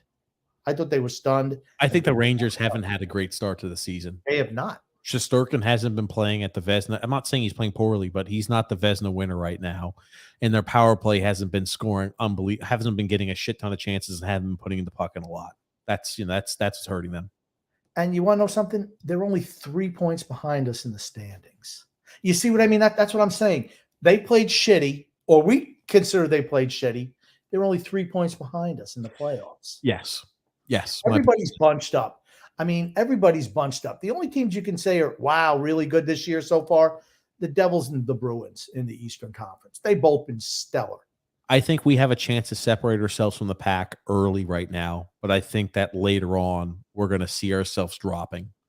I think with the schedule we have, again, 8 very, very, very poor teams are going to be playing. We have got to come away with points against those teams. Simple. Yeah. Punter Curtis says Mayfield came in right after they got swept in the second round. Yeah. And that's so long ago. Yeah. And Declan Left said Sorokin's 900 save percentage doesn't tell the story. He played amazing. Exactly. He was amazing today. Wade Flaherty. Oh, hey, Wade. How are you doing? Glad you checked in. You're both miserable human beings. Take the win. Oh, thanks so much, Wade. Thank you. We did take the win. We did. Matthew S. Grumpy. Honestly, based on what I heard on the radio, refs didn't call anything on Columbus, but called a few penalties on the Islanders. No, we had power plays today. Absolutely, we did. I was about to say Columbus. Yeah, Columbus was miserable, man. And we got a few opportunities. We scored. Yeah, I did. Did we score a power play goal today? Was that? Did we score a power play goal today? Yes, I believe so. I know we had power plays today. That's for certain. If we did and we scored one right after, maybe we did. Shit, man, I don't remember. I know we were on the power play though. Oh man, oh man. Pony Curtis says he was tall. He had some European girl with him. He brought some fancy beer and drove a car with Colorado plates. I don't I'm know. sure that that's referring to. Pony Curtis, you're speaking of riddles. Victory can bring harmony, says Mark A. For certain it can. And he says Mayfield's been off to a great year this year. I hope he cashes in at the end. I do. Dirk C says, good morning. Nice win. How's Simon Holmstrom doing? Ryan P. Grumpy. Look at that. You got the ultimate warrior. Right there, Grumpy. The thing about Wallstrom is when he doesn't score, he's completely invisible. That sounds like Anders Lee. Yep. But he's got a better shot than Anders Lee. There it is. Go watch Casper. There you go. De Niro or Pacino? I was always a Pacino fan. Always. Alexander says Dobson's not getting 10K. He probably went to said 10 million. I 100% agree. I'll prove that he's going to prove all you guys wrong. Yeah, Mayfield scoring all these goals, so we can trade in the San Jose for 2 firsts now. Why would San Jose want him? If we're not going to trade him, we're keeping him because we're not going to trade him because we're going to be in a playoff spot or near a playoff spot. We're going to be adding at the deadline. Get ready to say goodbye to more first and second round picks, guys. Bye-bye. We don't need a first round pick for 5 years now. I look at it this way. If your team can't survive moving a backup goalie and a bottom pairing defenseman at the deadline to get you assets to transition your older team to a younger team, you're not that good anyway, and you're not going to win a Stanley Cup. Semyon Varlamov and Scott Mayfield are not going to win the Islanders Stanley Cup. You must move those guys at the end of the year or at the deadline to get future assets. Must do it. They're not going to do that, though. That's what you should do. They are going to want all hands on deck to try to win one more cup. They've got 1 year left on this damn team. I think that the window's already freaking closed. They believe they have still time left, and they're going to use the production that they see early this year and against shitty teams now to prove that, oh, yes, we're going to make the playoffs. We're not only going to make the playoffs, we're going to win maybe a cup, perhaps. I think to myself, I'm like, oh, man. Yeah, I'm not even going down that. We're too late in the podcast to do that. Ryan P said Anders is strong along the boards and his tough presence too. He is. Last guy we should be bitching about. All I'm saying is if he's not scoring goals, he's invisible. The same thing with Wallstrom. Same thing with Pavillier. You know what I mean? There's been a lot of guys who haven't had great starts, but you don't really pay too much attention to him because we're winning games. And he's scoring goals. Yes. And he's scoring garbage goals. That's what he does. That is his strength. He's not solid defensively. He might get into an occasional scrap. Who cares? I don't care about that. Not a great skater. Doesn't have a great shot. Doesn't set anybody up. He is what he is. And I don't think his board play is that great, to be honest with you. I don't think it is. I'd take Zach Parise over him in a board fight anytime. Anytime. Drew L says, I don't know why, but ever since I found out about the NFL scoregamis, I've been very fascinated, to say the least, about it. Frank says Pacino, and also Tony G says Pacino by a mile. He's been playing, has been playing Frank Serpicio in every movie. Was that Frank Serpico? Not Serpicio. Serpico. Why don't you let me read the comments? Okay, get back to reading, okay? Get back to reading. Can't trade Scott Mayfield, too valuable. He's a bottom pairing defenseman. Did Brock get his hat trick in overtime? No, he did not. Drew L says, here's the thing, TJ. Adam Fox put up like 70 points and got paid $9 million. So that means at most Dobby is being paid like 8.25. I'm going to disagree with you. Here's the thing. I'm not saying what Dobson's going to get, but guys who sign contracts later are going to get paid more than guys signed contracts 10 years ago. The Rangers bought out 3 years of restricted free agency with Adam Fox. The Islanders are going to buy out 1 year of restricted free agency with Noah Dobson, and also the cap's going to increase over $13 million. So that's kind of where the discrepancy lies. James F. Crump. Mayfield +2, Aho +3. Yeah, Aho's been good. Aho and Amari Prod says Aho was really good, in my opinion. He gets too much hate sometimes. Agreed. It's because he's smaller and he get knocked off the puck. But just focus on what he does well. You also got to remember, Drew says, you also got to remember, TJ, Grumpy's the one with the 99% correct analysis, not you, TJ. And if you don't think Dobby is getting paid, why should I worry? And if he doesn't think Dobby is getting paid, why should I worry? You shouldn't. He's not going to get $10 million. Here's the thing, Joel. When it comes to long vision items, I'm always right. Think about Kyler Murray. Who was the one to say Kyler Murray was overrated before the season started when nobody believed that was true? This guy. Who was the one who said last year Baker Mayfield was overrated before his descent occurred? And who's the man saying Dobby's going to get paid $10 million when his contract comes up? This guy. Just mark it down. Everyone will know. And when he gets that $10 million contract, everybody's going to remember, said, holy shit, that bastard was right. That's what I was going to see. What's the reason for a 5:30 game on Monday? I don't know. Your guess is as good as mine. And my little brownie, Grumpy. Grump, you made it through the entire game without saying Bailey, Bailey, Bailey because he did something stupid. Yeah, he was so invisible that I didn't. And like I said, I was only borderline watching the game, but he did nothing. He did nothing today. So he's invisible. State of Viral says Aho is looking better. Yeah. You know why? He's getting consistent playing time. That's what happens with young players. You play them all the time, they get better. He also says if Mayfield keeps this up, some team will offer him 7 and 7. No, he's not getting that much. But you know what? If he gets $5 million a year, more power to him. I hope he gets it. Good for him. Mark A says Barzal doesn't trust his shot. I don't know about that. He's shooting the puck. They made some good saves on him, too. He's missed a lot of shots, but at least he's shooting. TJ, the Dark Knight created that narrative. Thank you. TJ heard that quote on TikTok. That's where it came from. Stop. It's the truth. Ryan P. It was in the Dark Knight when Harvey Dent turned into Two-Face. Okay. All right. Says, what's the matter? Ryan P says, I would like DiPietro to replace Butch, but he has that cushy ESPN radio gig. See, that's the whole thing. You have to travel if you're going to do that. That's why Weeks wouldn't do it either. Why would he? It's dumb. Yeah. Matthew S says, sup guys, was at a bowling party. Game was on at the end of the lanes and then the roster, then watched end of it after a great night. Don't care if they played a less than stellar game. A win is a win here. Absolutely. Yep. James Farrell says, Grump, what's the over and under for TJ's bathroom trips when you guys go to the Island of Stars game? I want to say probably 5. Bullshit. Maybe 2 or 3. Every single intermission for certain. And before he goes to his seat and absolutely after he goes to his seat. My uncle said, oh my God, Alexander, your uncle. My uncle just said Nelson should be getting paid $10 million, not Barzal. Oh, God. Barzal's not getting $10 million either. And I'd trade for Sagan, is what Alexander says. Well, the Stars aren't trading Sagan. Frank says Ken Danico is painful, and JG, but he agrees. He's painful. Here's the thing.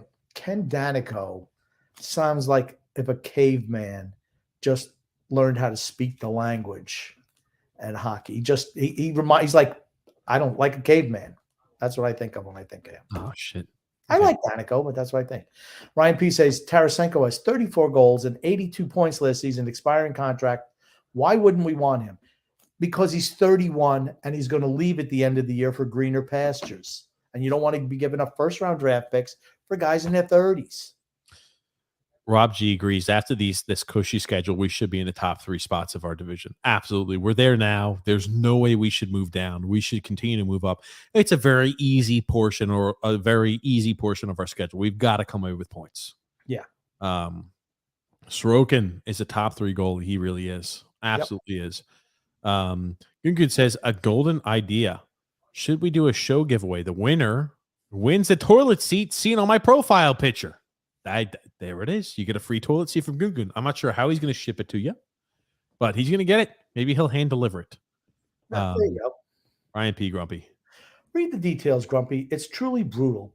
I know what you are saying, but he has also shown zero remorse. Oh, about that guy? How do you know? How do you know? I don't know. Yeah. Yeah, some people are saying it's overreaction. Some people are saying no, it's not. Again, like It was just a long time ago. It's a long time ago. and Ryan P said the hypocrisy from Bettman and all commissioners is joke. That's my point. That's my biggest issue is all these people pretend like they care, but in reality, They don't. They don't can the care guy about anything. produce? If he does, can he earn us money? And what's the money he can earn versus what's the backlash I'm going to get? Because if Connor McDavid were to go out there and take a hockey stick and slam it over somebody's kid's head, he's maybe be going away for he had to work on himself for a bit, and then once he's worked on himself, they'll open him back with loving arms because he's the golden boy. They had the other incident where Montreal drafted a kid who showed a picture of something that was consensual with a girl. And like I said, I don't know the details. I never saw the picture. Overseas in Europe, Logan Mailloux is who you're talking about. But it's real easy to punish a kid as opposed to a veteran who puts cash in the pockets of the NHL owners. Yep. Real easy to do that. Yeah, but Gary Bettman's a piece of garbage. He's a piece of yeah. The NFL are the kings. We talk about that all the time. Like the Dan Schneider shit, like the skeletons they're hiding in the closet with all those emails where the only thing was the Gruden. I'm like, really? Out of those hundreds of thousands of emails, that was the only thing that was there? Bullshit. I want to see what else happened. Show us the emails. And these are the type of things we talk about on a regular basis on the TJ and Grumpy Old Man Show. The hypocrisy of the NFL. Yes. They don't care about breast cancer. They don't care about Black Lives Matter. They don't care about soldiers. All they care about is putting green in their own pockets. That's all they care about. Yep. And they donate more to the advertising that they care about breast cancer and the pink than they actually do donating to the actual organizations. What a pile of shit. Here's what they did last week. You want to know how you know a person or an organization is good? Mike Evans, who I've been really hard on. Yes. As a football player. He does so much for community. You know what he doesn't do? He doesn't go out and publicize it. That man is so much better than the NFL as an organization. They have a veteran say, oh, hey, look, we had the Tampa Bay Buccaneers go out and spend time with the veterans. And you know how you know? Because they make sure they put it on there. Every single team did it. They make sure that they show this on every in-game to show we care. They're so full of shit. They just do it for the photo op. Yes. Okay? They don't care. But you got a guy like Mike Evans and other players. I'm not saying him, but not only him. You want to know a guy who's full of shit? J.J. Watt. Yes. I was about to say. Shameless self-freaking promoter where you get a guy like Mike Evans. And like Larry Fitzgerald, people like that who are like, you don't see, they're not on Instagram. Hey, I'm doing this or I'm tweeting about it. They're just doing it. That's right. And they don't like get all this publicity about doing it. But when you find out and actually speak about it, you're like, holy shit, I had no idea. Everything with J.J. Watt can say, oh, he did this after that. He did it because he self-promotes everything he does. But the people who do things because they actually want to help, like Mike Evans, perfect example, great guy. Larry Fitzgerald, perfect person, great guy. And like you look at like the story behind Larry Fitzgerald, what changed his life was his mother dying when he was in school when he was a young man. He like that changed his life where he was like, I wish I would have had better relations with them.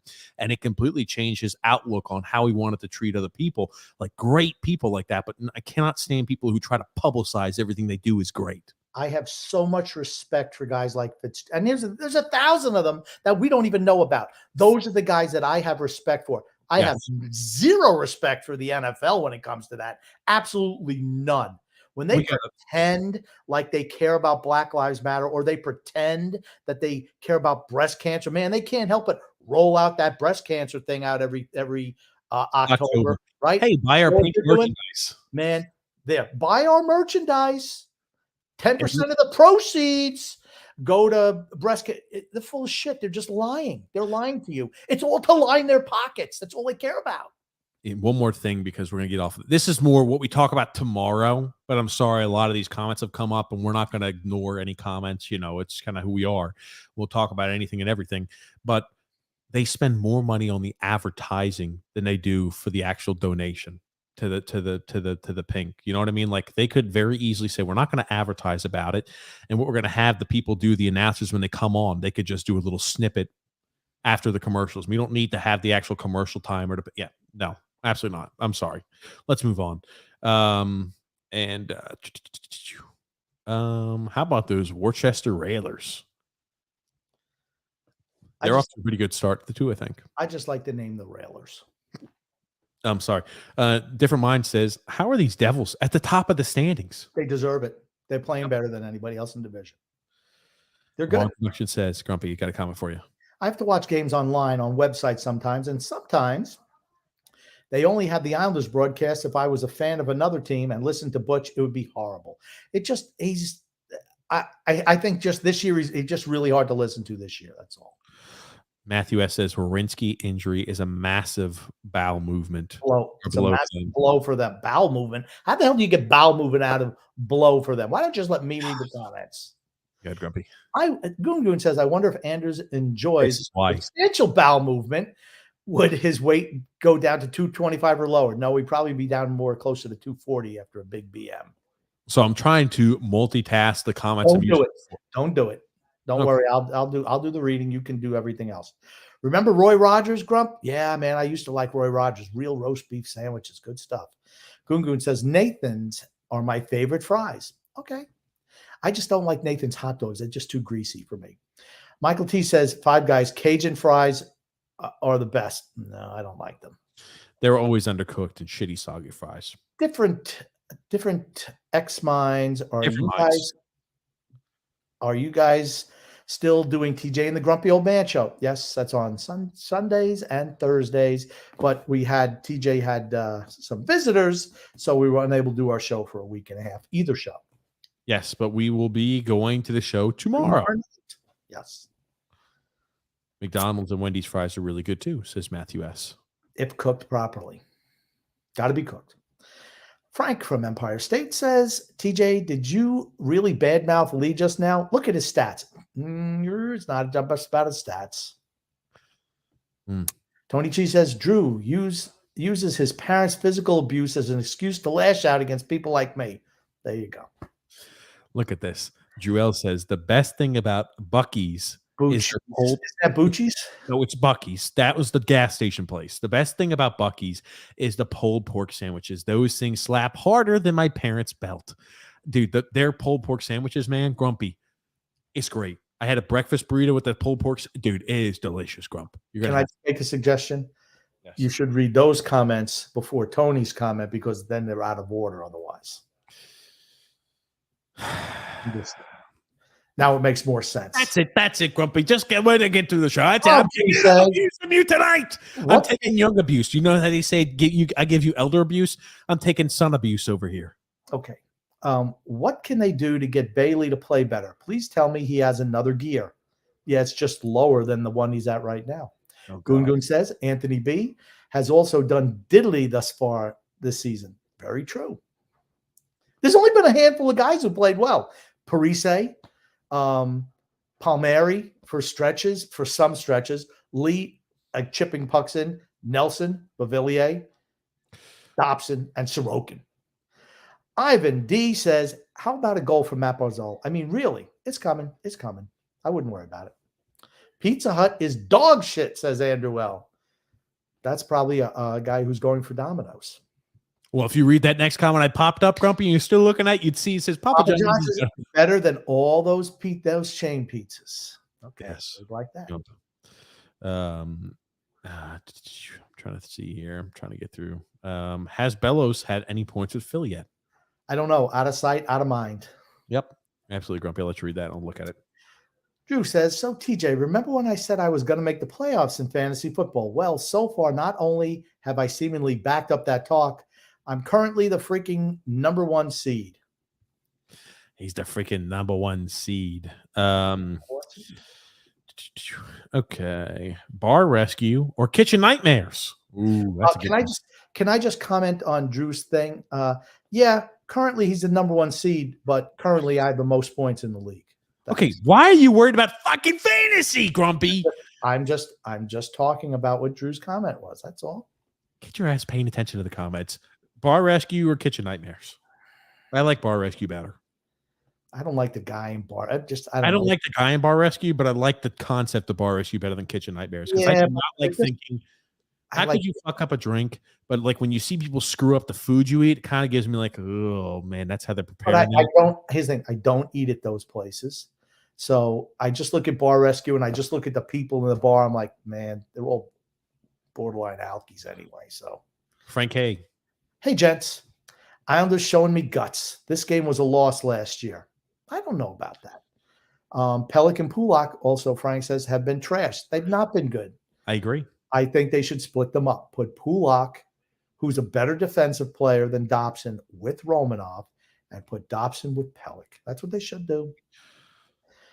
Frank K. also says Shafshnikov needs to replace Bavillier. Can't be worse.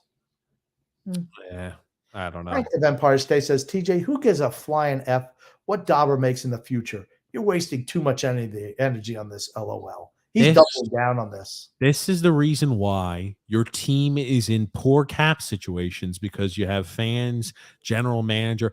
Who cares what he makes in, 3 years down the road doesn't happen. No, we're all going to be fans of this team 3 years from now, and we're all going to be thinking, God damn, I wish we could have had him long term.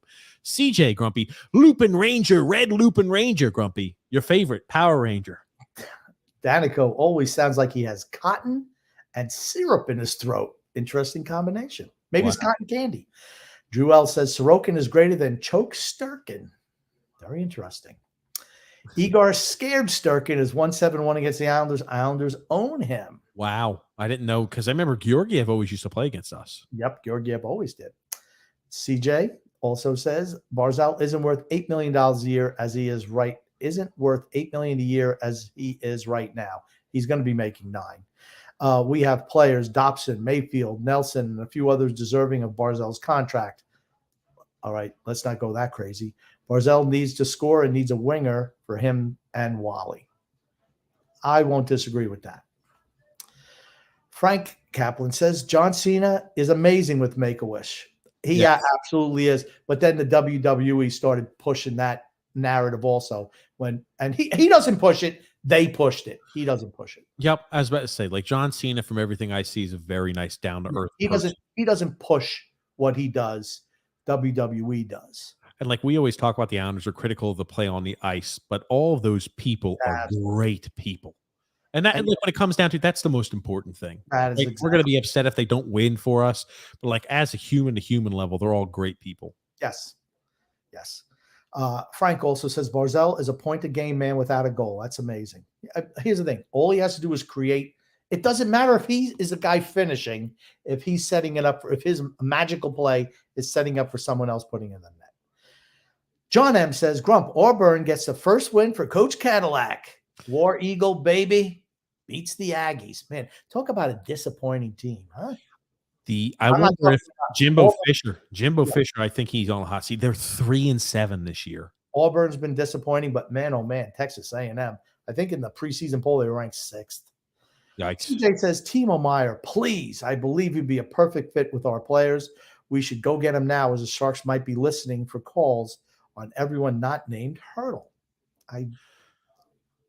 I don't know. I just think we're so far away from that. One guy is not going to make a difference. Just really quickly to talk about that, I think Cadillac Williams, if he can continue, you talk about a guy who can get recruits excited. Cadillac Williams is one of those guys. I mean, college football is all about what type of NIL deal can you have, and can you make the fans and the players and the recruits excited. Cadillac Williams is a guy who I think can do that. Maybe it's a little much to be saying, here's everything, Cadillac, now you're the head coach. I hope he's successful, though. The Devils are dangerous. They are. Here's the thing. They passed the eyeball test, too. Absolutely, they do. I don't understand this, but yes. TJ went from Homer Simpson to Ned Flanders in a few weeks. I'm going to say that's not a compliment. Those are both not compliments. My little brownie, Grumpy. If the Islanders were to rebuild, do you keep Lou Lamoriello, or is he a rebuild? Is he a rebuilding GM? Lane Lambert. Sorry. That's right. They're both LLs. Yes. That's going to be up to the GM. I think he could work as a rebuilding coach. Absolutely. I think he's showing he gets people to have heart. I mean, like that, we didn't see that under Trotz towards the end. I think he connects with people, which is the most important thing a coach can do. Devils a really good team, says Mark. Yes, they are. Imagine if they had Sorokin. Yes. I do that experiment a lot. Imagine if the other team had Sorokin. And man, Sorokin is fantastic netminder. I remember people gave me shit last year when I said I still think Sorokin may be a better goalie than Shesterkin, even though Shesterkin's playing out of his mind this year. You said, "Oh, this year." I said, "Yeah, Sorokin's a really good goalie." Shooters Puck Hockey says, "I love the wins, but we have to start playing with the lead and stop falling behind the whole game." Yes, I agree with that. You're not going to come back every third period with a goal or 2 or 3 goals to win. Matthew has said the Barzal bashing, and I see it everywhere, is beyond tiring. They're winning games. I think now since Nelson had 2 points today, I think he's second on the team in scoring. He's scoring at a point a game clip. There you go. Sleep, marry, kill. Lee, Bailey, Clutterbuck. Jesus Christ. I can't play that with guys. Sorry. I shit. Who do you want to kill? Let's do that. Kill and marry. Oh, marry be Bailey because he's the most bitchy of all of them, I guess. He probably, he'd make me dinner or whatever it was. Kill Lee. I couldn't look at that mug. You would kill Lee. I can't play that game with good guys. I can't. It makes just no sense. How about kill and hey, have a beer with? Maybe I could do that. Thanks for turning that into a PC question because, yes, for this family-friendly show. A good point out there, Tony Cheese. Milo Brownie says, Eichel's obviously happier in Vegas, even though Buffalo is coming up. If the Islanders rebuild around Barzal, could it turn into another instance of great talent wasted on a bad team? It could. That doesn't mean it will. Frank's or PCO. There it is, Tony Cheese. Grump, man, we're at the end of the show. We're 3 hours in. Sorry, no, we didn't get to every comment, but we're 3 hours in. It's around 12 o'clock Eastern Standard Time. We got to wrap things up, guys. But Grump, what do you want to say before I wrap things up? I want to say love and laughter to everyone who listens, and even those who don't. From TJ, the Grumpy Old Man, and Frank Serpizio. Frank Serpizio, thank you so much for being a part of the show. As always, thank you, Grumpy, for your time. Thank you for listening. We'll be having a show this Wednesday, not next Saturday. Will this Wednesday, not next Saturday. Tony Cheese also says Easter Egg Island. That's right, Easter Egg Island. And Matthew said, great show, guys. Thank you guys for the compliments. Yep, good night, Frank C. Thank you, everybody, for listening to the show.